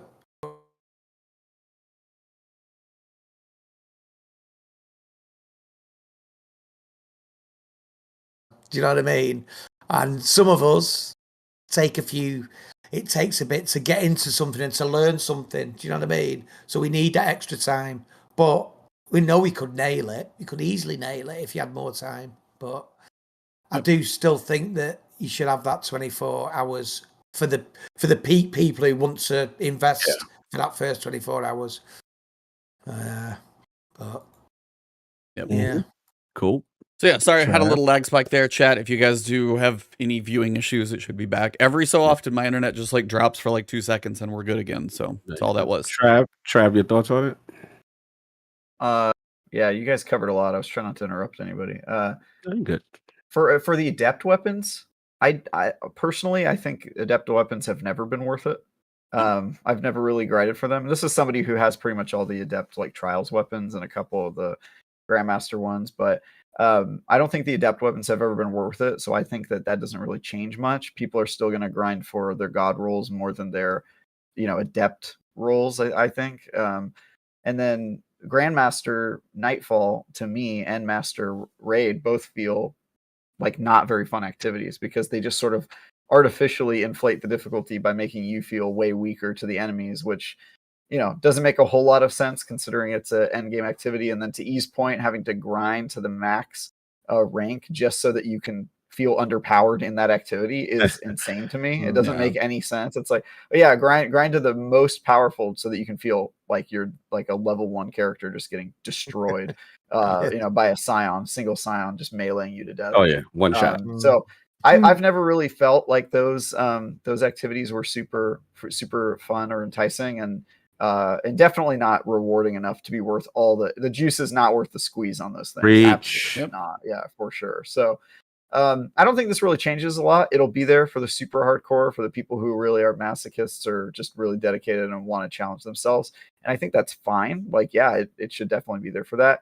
I think it's a good thing that Bungie is not gating anything important behind those activities, because I feel like that would really piss a lot of people off because it's not a particularly fun experience. So I think it's fine as it exists. It gives them something, but not too much, and it's definitely not for everyone. I mean, the raid already isn't for everyone, so I'd be willing to bet if only 3% of the community does raids, I bet you it's like 0.00001% that does master raids. Like that's crazy. That's a crazy. That's going to be a short list for sure. And yeah, it's like we were a chat sitting there talking about it too. It's like the hive in the campaign, so much cooler than champions, and all the higher difficulties do is just shove more champions in a lot of places. Like the fact that we have hive guardians, cool experiences, got to deal with them a different way, got to actually move in, close the gap. Those are cool experiences. Yeah, crushing the ghost. But it's just like, here's 12 unstoppable champions instead of 6. And you're like, I don't, why? And then it forces your loadouts too. And we've talked about all this stuff before, but it's just the limitations of all of that stuff gets to be a little frustrating. But one thing before we get too long, Granddad, you still good on time? Yeah, I'm fine. Okay, cool. I know it's a little later across the world for you, but thought I'd still check and see, because I did want to touch on. Go ahead. Sorry, I was just gonna say the ghost crushing. Yeah. The one part that doesn't really make sense is that if you play as a warlock or hunter character, they also just crush it in their hand. And I feel like the animation should be different. Like if you're a warlock, you should like grab it and like try to crush it, and they're like, and then you like hold it out to your Titan friend, and then he comes in and like smashes it. I feel like I actually liked what you just said, but I wasn't going to be quite as disrespectful as you were going to be. I thought the warlocks could like take it and just like energetically like kind of do like an energetic crush, and then the hunter theoretically would hold it and stab it with its knife. Like those would be like cool. You don't have to be quite as disrespectful, but that's totally fine. I think that in lieu of spending all that money on animations, maybe they could just hand it to a Titan. I don't know. I was just Like, thinking that's as my well thing. about that master question. That Mm-hmm. like for Master Vogue, you have Mhm. like adept palindrome. So Yeah. like every man and his dog. I remember me and my mates like helped so many people like through Master Templar just to get an adept palindrome for PvP. I Fatebringer, remember you mean? taking Fatebringer. sorry, Fatebringer, Oh, yeah. yeah. I remember Palindrome's taking good too. people. Yeah, I remember taking people through who were like 100, 200 levels Wow. under for Wow. that Templar. We just like bake him, and they'd stand in a well, or they'd have divinity. I think we took the lowest we took through, if I remember rightly. I think it was something like 1200. Wow. So Jeez. 150 levels in under the season thing, but. Yeah, that was a reason for that, wasn't it? But I just can't see what they're going to do for this one. It depends what Caretaker's holding, I suppose, isn't it? Or the Yeah. boss, what weapons behind there. But you never know. There might be some crazy reason why PvP has won one of the guns as adepts. You know, Yeah, because like, what would you expect? some Like, intrinsic Icarus grip or something. I don't know. yeah, it's like, because You know what what I was mean? Vogue Master was, obviously the adept kind of socket and a little bit of the stats, but it was more like it was the curated role was the option basically. Like if you got the time Yeah. lost, you got the curated, which had kind of the god roll on the bottom and maybe a couple random ones on the top. That was the general idea. Yeah. Like, That was. Yeah, because I mean, if you got yeah. if you got opening shot with the explosive payload, that was basically the god roll on it for PvP. Yep. But yeah, for these weapons, like you say with the crafting, I don't know. Yeah. It's a good one to think about that. I was thinking, I doubt they do this, but I did like my first, like, was it, I'm Master Nightfall, like, was it, what's the highest level of Nightfall just recently? Grandmaster or Master? Yeah. Master, I think. And I got a hothead that had I saw your two, tweet. Yeah. yeah, and I'm like, okay, 2 origin trait perks. You had the Vanguard one, and then they had this one, stunning recovery. That's on normal Nightfalls. You can get the same thing though. Nightfalls cool, will I didn't drop know. strikes and Nightfall origins. They do both. My basically, I say that to say this, that like, what if, I doubt it, but what if they give an additional origin trait with what you call it, Master The Master, Disciple? yeah. Maybe that could be Or a an brand new interesting raid one. A brand new Yeah. raid Yeah, one. second raid maybe, or one. something. Yeah, that would be Yeah. that would be spicy. Be interesting. But Yeah, the it's like hothead, that means all that time last season we spent Yep. grinding the hotheads. We need to do it again now. yeah. Here I come. That's that that didn't do that's it. that soft because it's got all sunsetting. loading holster as well. It's got all loading holster. Yes. They've added new perks to. Oh yeah, I the love mine. hothead. Yeah. Yeah, that's that soft sunsetting that happens that every so soft often. sunsetting. So, Mhm. yep. Yeah. Okay. Anything else on Fantastic. everything else on the calendar is basically Iron Banner, Trials, Labs, Freelance. They said they're going to pepper in some Gambit labs. That'll be entertaining when it happens. And then Guardian Games, May 3rd through 24th. Do you want to spend any time talking about Guardian Games? No.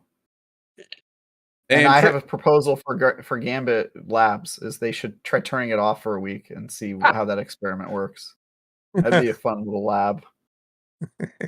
No Gambit in the game. And on that bombshell, for those who watch Top Gear, crafting. So I'm gonna go through this in a couple points. I recorded my little video on this one, but I want to kind of get your guys' takes. So the biggest things about crafting are, obviously, people have been doing crafting for a little while. There has been some feedback. We have vented it for a few weeks in here. Granddad, if you have any amazing feedback pieces, let us know, but I'm sure yours have been something similar. They said one feedback piece in particular deals with the crafting element caps. Everybody screams this loud from the rafters, as some players may have been maxing out their elements frequently. Starting next Tuesday with hotfix 4.004, we'll be increasing element caps, these are the legendary elements, from 250 to 1,000. Okay, that doesn't seem so bad. Don't worry, I'm about to get real angry. And then neutral element, the cap will move from 8,500 to 10,000. So we go from 250 to 1,000. You go 4x for capacity, and then you go 8,500 to 10,000. I don't even think that's 1.2. It is the smallest little bump in neutral, and that's the one you can spend 4,000 on one weapon. The max you can spend on one weapon is 140. Yep. Why is that not like 50,000? Come on.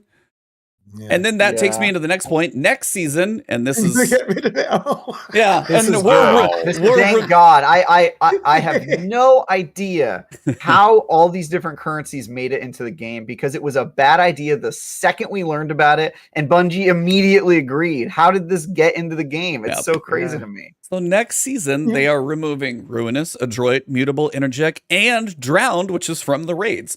Only Neutral Element will remain, which makes the cap even worse unless they change the costs. Now get rid of Glimmer. Now get rid of Glimmer, Bungie. Get rid of it all. Get rid of the artifact power level. Get rid of everything. Yeah, get rid of that. Just make it Call of Duty. I don't want any inventory.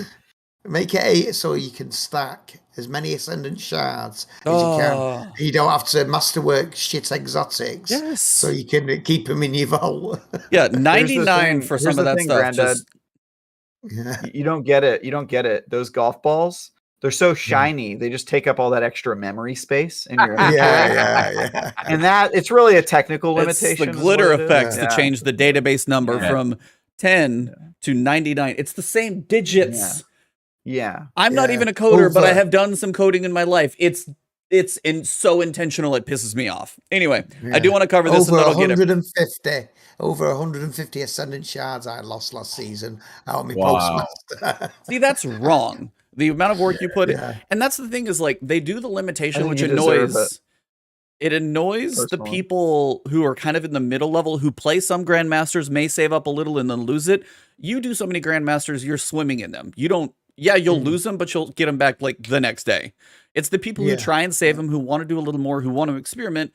It's the people who aren't going to swim in them, which is who they're trying to stop, are going to be the most annoyed. You'll always get them back, but the people who finally started to save a little bit up, and you're like, now I'm capped, that just annoys the middle person. So anyway, Bungie's anti-capitalist message, you know, there's got to be a limit on how much you can own. You know what I mean? It's really a problem in this Destiny. Yeah, it is a problem. All right, so the other pieces, I want to read this out so you guys can hear it. One of these is going to make Travis's head explode and then come back to normal. Our initial goals for these currencies was to sustain the interest in non-crafted weapon drops, which picture a funnel web, and to retain the chase of weapons with well-rolled perks in a post-crafting Destiny 2.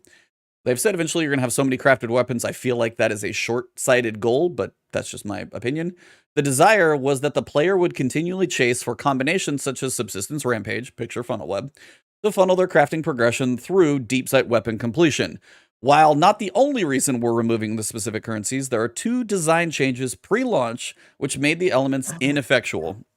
We had a currency. This is what honestly I think a lot of people had in their head, myself at least. This is how I thought crafting was going to work. They initially had a currency per trait perk. To craft Rampage, you needed a weapon with Rampage, almost like there was a Rampage currency. However, due to technical limitations and usability issues, too many currencies to track, for example, we opted to heavily simplify the element currencies to the handful we shipped. This unfortunately resulted in a decreased interest in chasing a specific trait. Ascendant alloys and exotic crafting materials that can be found through high-end content. We just lost Travis, if you guys are on audio. He's gone. He's pacing back and forth right now. He's lost his mind. This is a set the weave rent inbound. Yep. The exotic crafting material that can be found through high-end content, purchased from Rahul, made the remaining condensed elements obsolete. The Ascendant Alloy currency was added after they condensed the elements, and we were unable to resolve the experiential issues between these 2 currencies prior to launch. They literally knew it was broken. They had a crazier system in mind. That didn't work. They tried to simplify it. Then they put the Ascendant Alloy in there. And then the grind got different.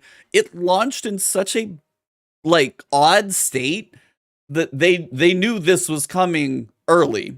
So one of my questions, why the caps if you already know it's just kind of weird and broken? 2, you know the element, why even cap it now at all? Because it's going away at the end of it's going to be literally deprecated like Iron Banner token. Season 17, no more legendary elements. Yeah. And then they said, since launch, we've also been watching the player conversation, keep tabs on backend data. They're also looking at Looking to add more player control over deep sight weapon unlocking of weapon patterns, because that RNG is killer. Continuing to monitor deep sight weapons stockpiling, because people's vaults are now filling up with red weapons because you have capacity caps. It's like you have the answer right here. Oh no, people are stockpiling. Caps up, done. Solved. It's not hard. As well as the resonant alloy acquisition rates and behavior. We're also discussing feedback around reshaping costs for those who wish to experiment more frequently with their trait selections.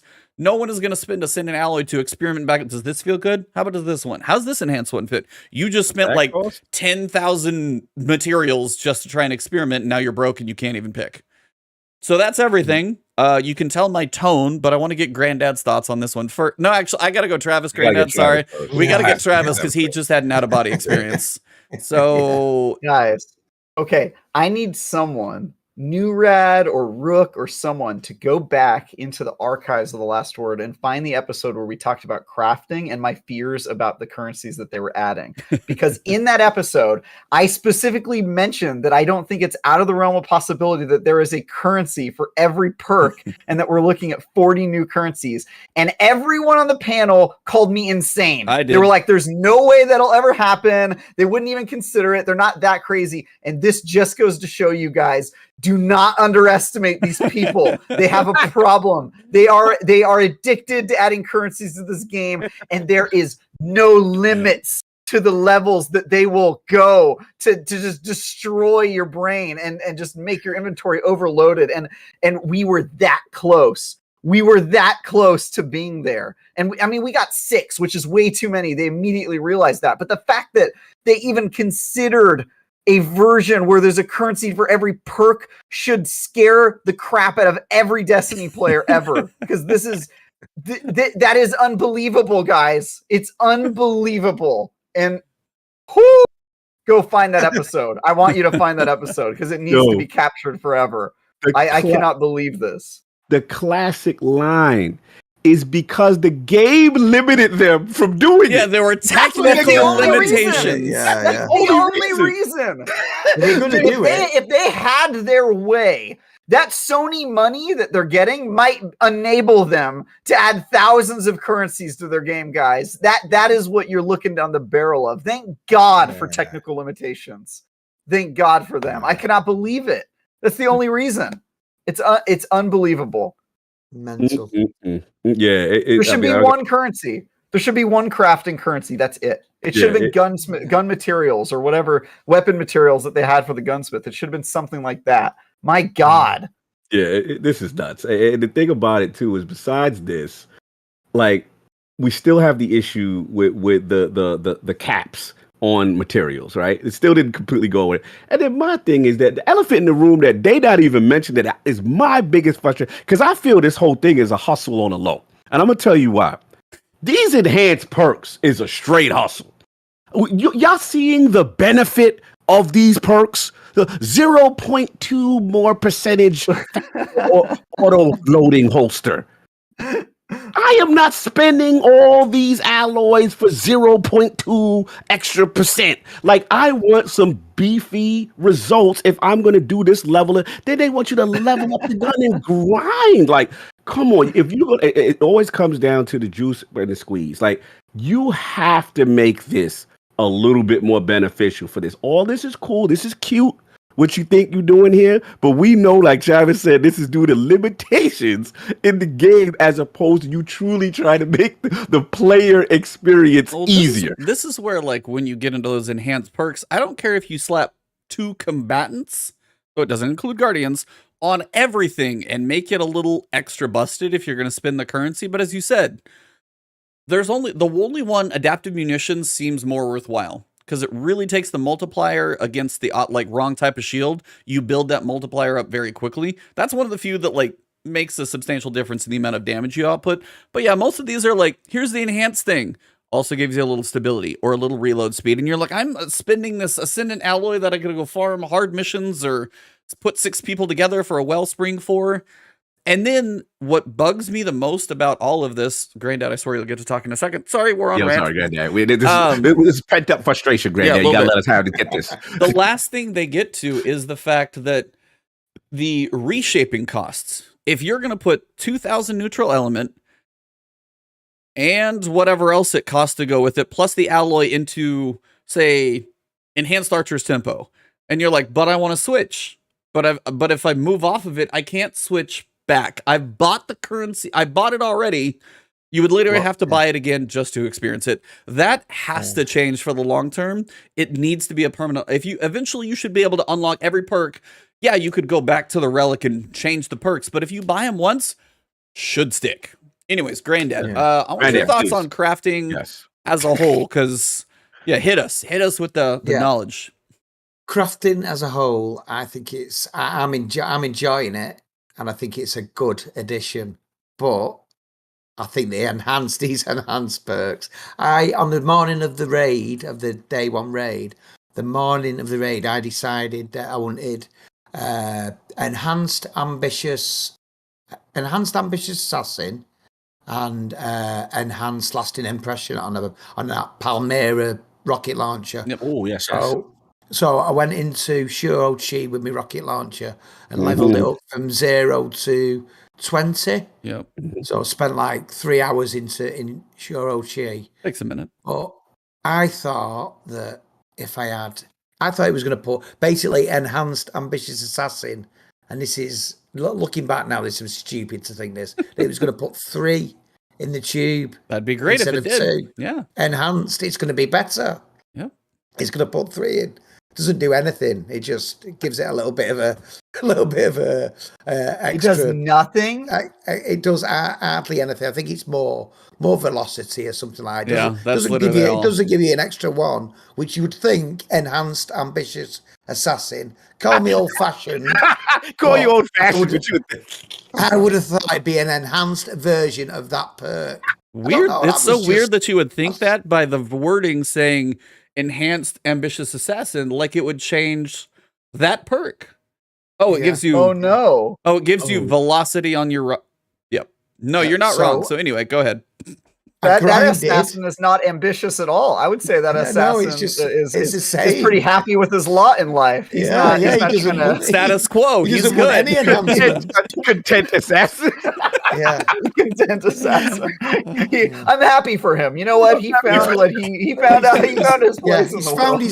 He's found his level. Yeah. So I grinded it up, and I should have been having a little bit more of a rest, to get ready for the hard slug ahead. But I just thought, you know what? I'm gonna Google it before I spend all this stuff. I'm gonna Google it, and it came up pages. Enhanced ambitious assassin does nothing. Blah blah blah. I looked at the screen. Oh my god! So I went with. They really did it. I went with auto loading, and I think I went with auto loading and enhanced explosive light in the end. Which is fine, but another thing that bugs me as well is that you can't see how much of each material you've got easily without finding a gun. I hate that.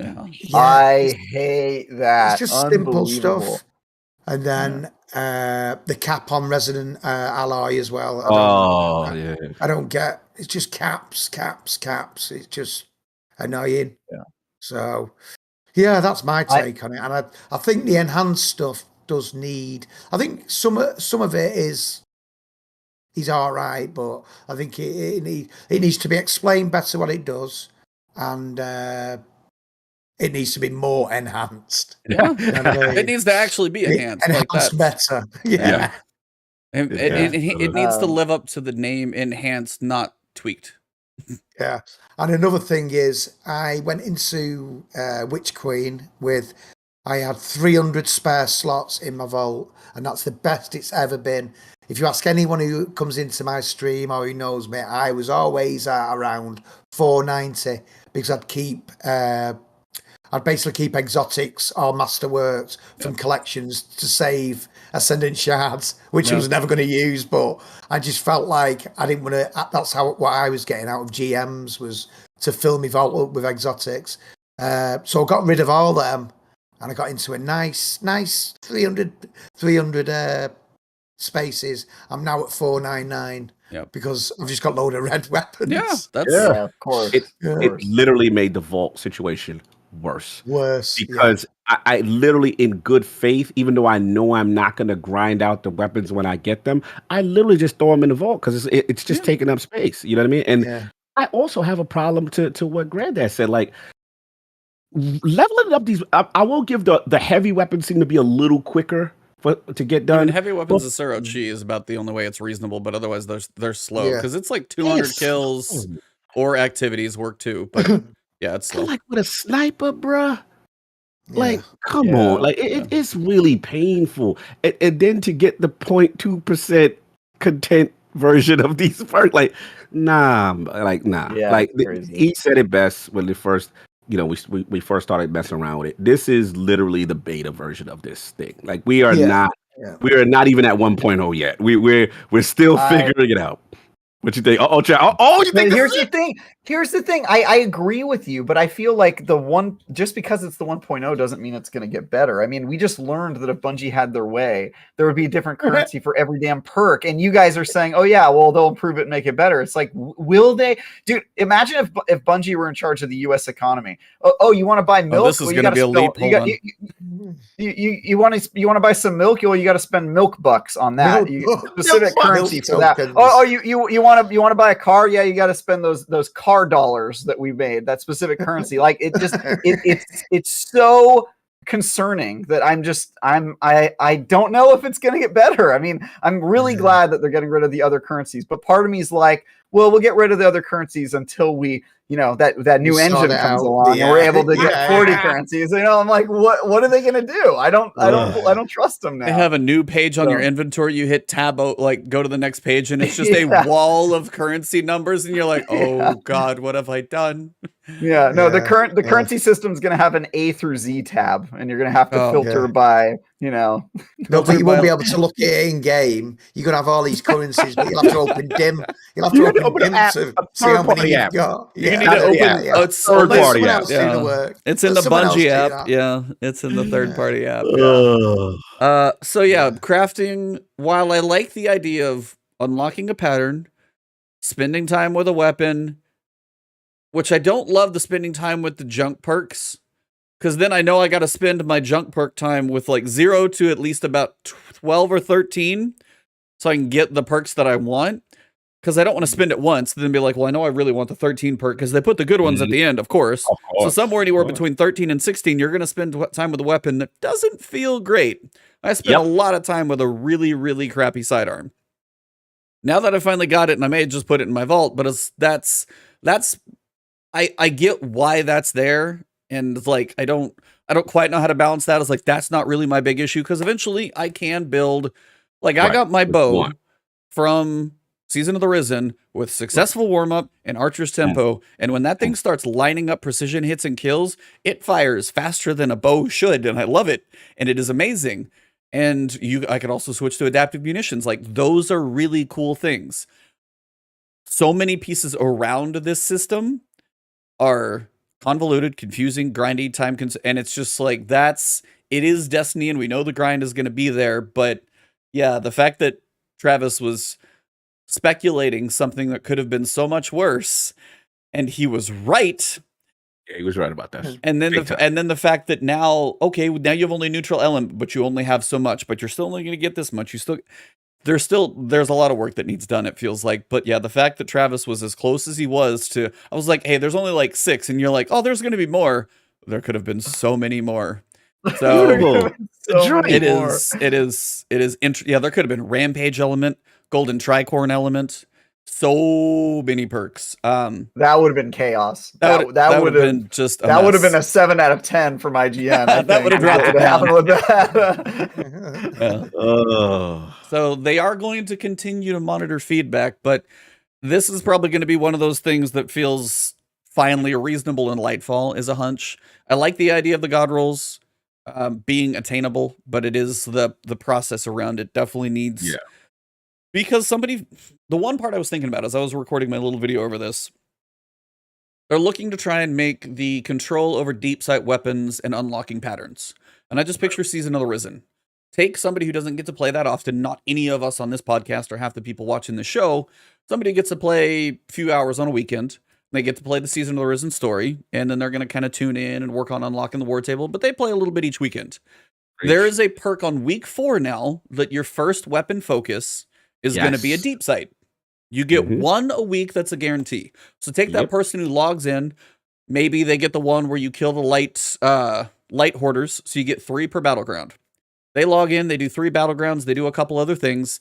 Over the course of the remainder of this season, they could get, what, I'm guessing, like, say, 11 weapons that have a pattern. I know the pulse rifle takes 5. I know the machine gun takes 5, and that's 10.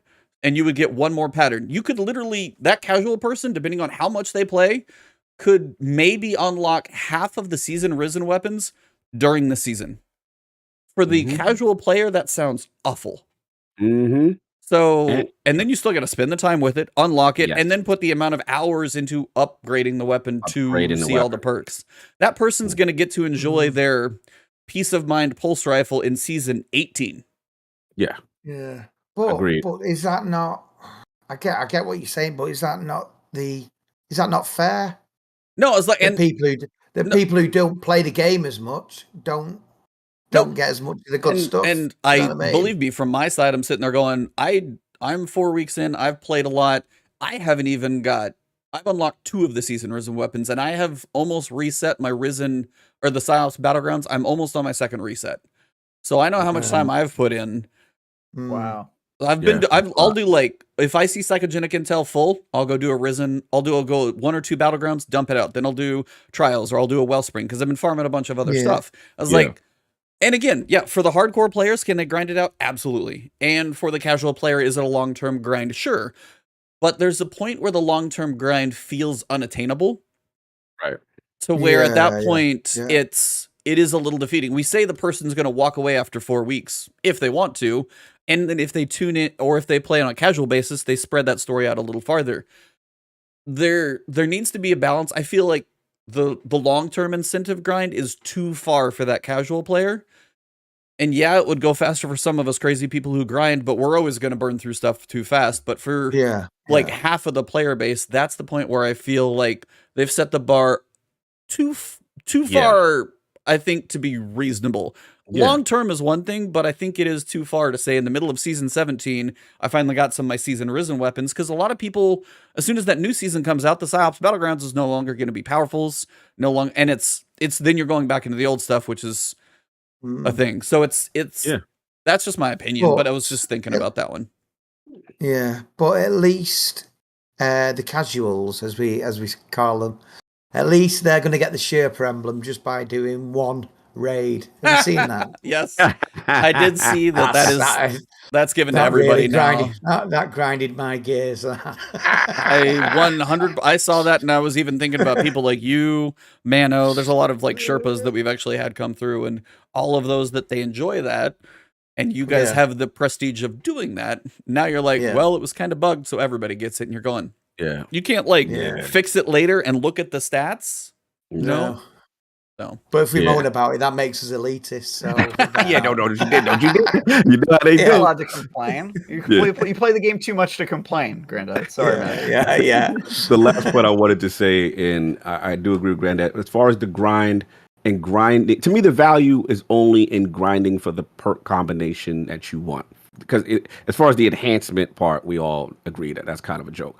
But the thing that's really, really egregious for the new player is the expense. If let's say if you're a new player and you truly want to embrace crafting, right? Most new players don't have 400 legendary shards to go talk to. You know what I'm saying? To go talk to get the sourcing and where you can get it, and it's just not a new light friendly system. And for us, that's grinding. We're barely getting enough of the patterns. Enough as it is, right? So it's really off-putting to a new player. They've got to do a better job of figuring that part out. So at least they can start the grind, right? They have the cost, the entry to if they wanted to experiment a little bit. Yeah. That's a random thing. Shout out to MRI Gamer. Have you talked about the frustration of the exotic glaive grind for other classes? So once you finish your evidence board and you craft your first one, it takes like 5 seconds. you have to live in Wellspring on like a 0.01% chance drop rate to get the other class patterns to just drop. Now, I actually got the Warlock one randomly and all of this other stuff I was doing. I may never see the Hunter one. I don't know. Yeah. But that is... You pick one, and then the other two now become the worst RNG you could have. And it's just... Yeah. That's going to burn you out on the activity, unfortunately. And they're terrible as well. Yeah, all the exotic glaives are not worth it. They are terrible. They are just not worth it. Yeah, you get like a baby bubble that does nothing. Mine. But yeah, the baby bubble was fun, but I was thinking about like, is there a use case for this in any mode where it would actually be good? And also It's they a just fire too novelty in it. slowly. Yeah, It's just so slow. Yeah. And then the Warlock one is the only one I can see doing something. Because you could literally plop down a little healing turret that's like sending out healing little bubbles, like the noble rounds. That's the only one I can see because you could drop it. It's not so small you can barely stand in it yourself, and then you get one lightning attack as a hunter. Like those need buffed later on, or they were just basically a joke. So yeah, they're not worth grinding for on top of it. But if you do ever get it, you're like, cool, throw that in the vault. Yeah. Only other things they are known issues, and there's only just a few I want to mention. Armor offered by vendors and including Xur, thank God this will get is low stat rolls. They're like collections and they're all the same. So at some point Xur will get back to at least having a chance at some decent stuff, so that is good. They said players who go flawless in trials aren't receiving post-win weapons and rewards. That's major. So be careful if you have bad drops in there. Mementos are not dropping in trials. Totally forgot that was a thing. I thought they were also supposed to drop from the raid. Or is the memento going to be what you get? That's like the Gambit memento, where if you level it up to like 30, you get the custom shader. Oh, okay. Yeah, Maybe I've not had one of them yet. Yeah, it's like I've run it 7 times, haven't seen one yet. So, I've done the raid 25, 26 times. So I've not had one of them. That plays who go flawless thing. A couple of friends of mine were playing on a 7-win flawless card and weren't getting the the extra adept weapon. Oh wow! Yeah. So I don't know if that could be part of it. So yeah, even trials is not on this week, and they are working on some of these in hopefully a future patch. But those were just a couple I wanted to shout out. But that's the most stuff from the TWAB. But the crafting, I know we went off on a tangent there, but that was the big thing. Is there anything else you guys want to talk about in the world of Destiny? Because I want to touch on basically one other completely separate topic before we go. Good. Just I'd like to register my displeasure at everyone getting that emblem once again. But apart from that, no. I feel you. I feel you on that one. As a true raid Sherpa, yeah. The fact that everybody gets that one, that's not great. Thank you. As long as it's been lodged, that's all. As long as my complaint's been lodged. Thank you. The last thing, and this is completely different, so the Destiny people can maybe bail. But anybody watch the Harry Potter thing today? Yeah.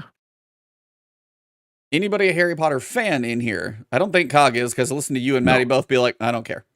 I don't care, but that game look amazing. That's all I got to say. I was gonna say it does look amazing. Yeah, it does actually look. I was blown away by how much was in that thing. Did you see it, Granddad, or were you busy?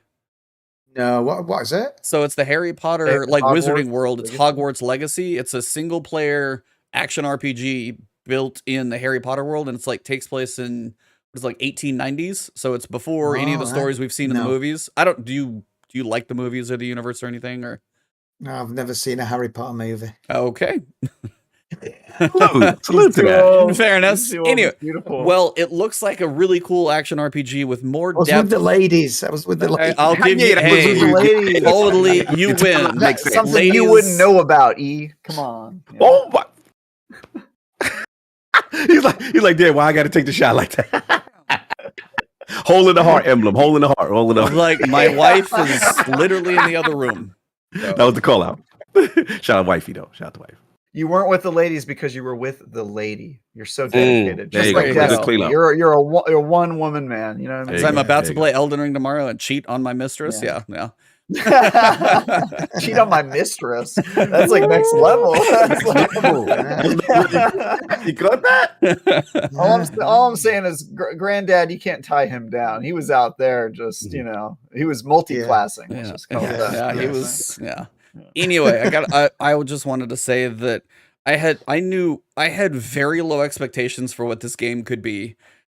And it literally blew me away on every front. The fact that you've got going to class, getting sorted, you've got the potions, you're going to have Defense of the Dark Arts, then you've got combat on the grounds. And this is a day one play for me on the holidays. This just jumped way up the charts for me because it's holiday of 2022. And honestly, I don't expect God of War making it this time. And until I see more on Starfield, that's still a big question mark too. I just saw a 14-minute video on Hogwarts and I'm going, yeah, honestly, I'm really excited about it now. And I feel like I'm not going to put it on the level of The Witcher because I've never played the thing, but as much as they showed and as much was built out, I feel like it could be like a 100-hour RPG for a single player. It looks absolutely massive. Travis, what are your thoughts since I know you saw it? Yeah. Like I think the rest of the panel, I'm not really a Harry Potter guy. I remember Harry Potter, the fad, when I was a kid, it was definitely like coming up, but I was already reading Lord of the Rings when Harry Potter happened. I was just a little bit more advanced in my reading. And I remember just like looking at the Harry Potter books and being like, these are kid books, like I'm reading about all this dope, like Lord of the Rings, super heavy stuff. And Harry Potter's kind of a little bit more lighthearted. So, but that said, the world is very well built. It's perfect for an RPG, I think. Anytime where you're in school and you also have to, do an adventure is kind of a dope format. And what they showed is really cool. I do have some stuff I'm worried about. Combat to me looked a little right? Like it's definitely Harry Pottery, but it looked a little and also the broom flying I thought looked really bad in terms, especially the animation, like the cloaks weren't moving at all and stuff like that. So they've still got like 7 months to work on the game. I'm sure it'll be more polished, but I expected this game was gonna be good when our friend Chandler, I think you know him too, Ebontis, but Chandler, the guy who used to be the editor-in-chief for PlayStation Lifestyle magazine. He actually looked up. Yeah, he was in there. Yeah, he and I became really good friends because we were always covering Destiny together, and we met at Bungie headquarters. And then every couple months, we would go back to Bungie headquarters to see what the next thing was, and it was like a reunion. It was like, oh, I'm gonna get to see Chandler again, and we like hung out all the time. We're like legit friends, and we met through Destiny in person at Bungie headquarters. So.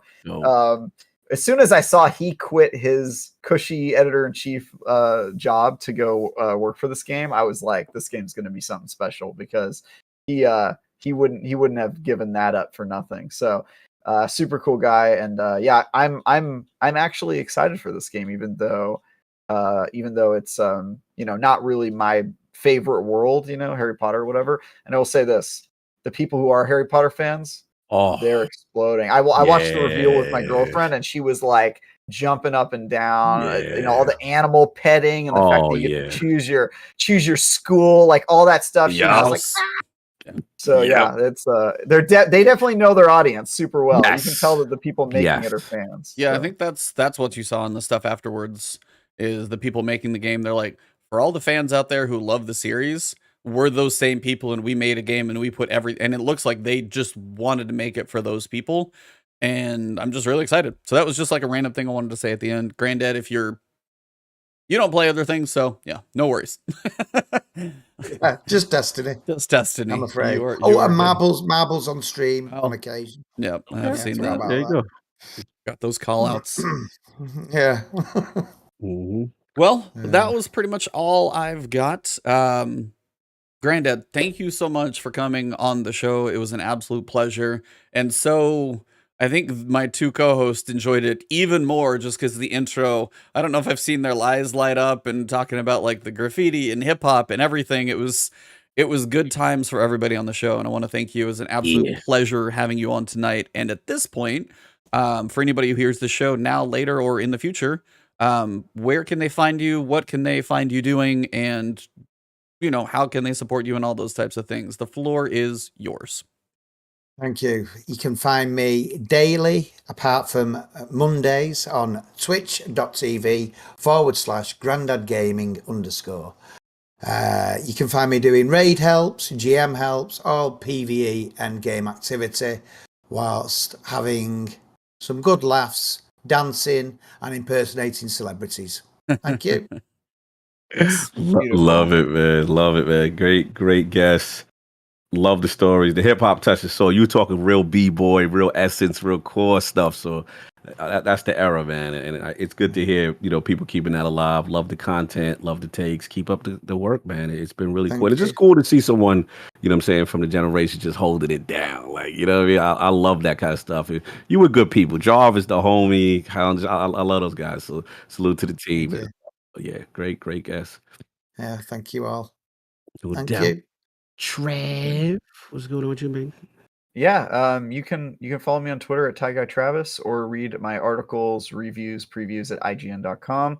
My review of The Witch Queen is live. My next review is Tiny Tina's Wonderlands, which will be up on Wednesday. Yeah, if you care about gaming industry news, I do a show every Sunday morning called Bitcast. That you can find at Seasoned Gaming. Yeah, it's been a super fun week. I'm really excited to see where Destiny goes and have 11 weeks of. It's also just been a crazy week in general. I don't know. Have you guys been reading the news? Like, apparently we're getting rid of daylight saving time finally. Yeah, I saw that happening. Huge. It's going to be 2023 apparently. The winter you don't in know Wisconsin what that is going to be really Granddad, dark. But we've been doing this real weird thing for a number of years, like 60 years, and we're finally going back to normal. So anyway, interesting stuff, but it's an exciting time to be a Destiny fan and a gamer in general. So how about you, Cog? What do you got going on? Saving any more children?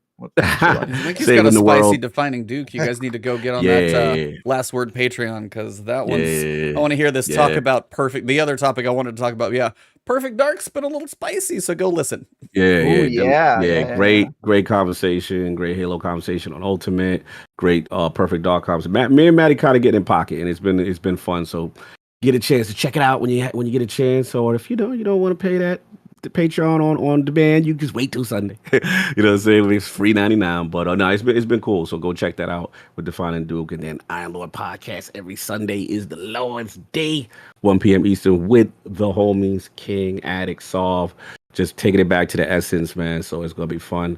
And yeah, that's been pretty much it, man. Just been grinding, doing my thing. And E, what's been going on with you now that you free of Destiny? Well, I mean, I'm still going to be covering Destiny and making videos on it, but as I said, tomorrow after my Xur video, probably early afternoon after I get a little lunch, Elden Ring until I sleep, and then Elden Ring pretty much all day Saturday. So I'm excited to get lost in that one. That's going to be a lot of my varieties, and I'm working on possibly second channel to upload all of that playthrough, because messing with the algorithm on YouTube is already just a dance with danger as it is in the first place. Yeah. And that would just be weird. So if I do want to work on just kind of maybe an Ebontis Plays channel, so all my gameplay can potentially go up there as an alternative. So trying to spread a little more and have a place to put it. No doubt. But I am as a fellow blind Elden Ring runner, if you need any tips or hints without spoiling things, I'm your guy, I've got finally one person in chat, Blackwings, he's usually in here, but I'm sure he'll catch this later. He said somehow, he's like, I didn't buy it. There's no charge on my credit card, but Elden Ring is now on my Xbox.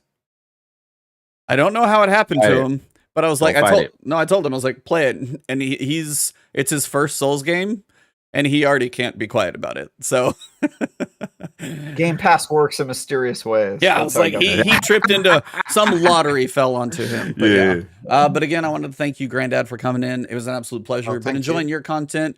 The emotes from New Red and Rook, and there's the dancing emote lives in my channel a lot as well. So you are enjoyed many places with those wonderful. I got to work on some animated emotes, because yours is solid for sure. Thank you. But for this episode, it has been an absolute wonder having you on. Chat, you guys have been absolutely on fire tonight. Thank you guys so much.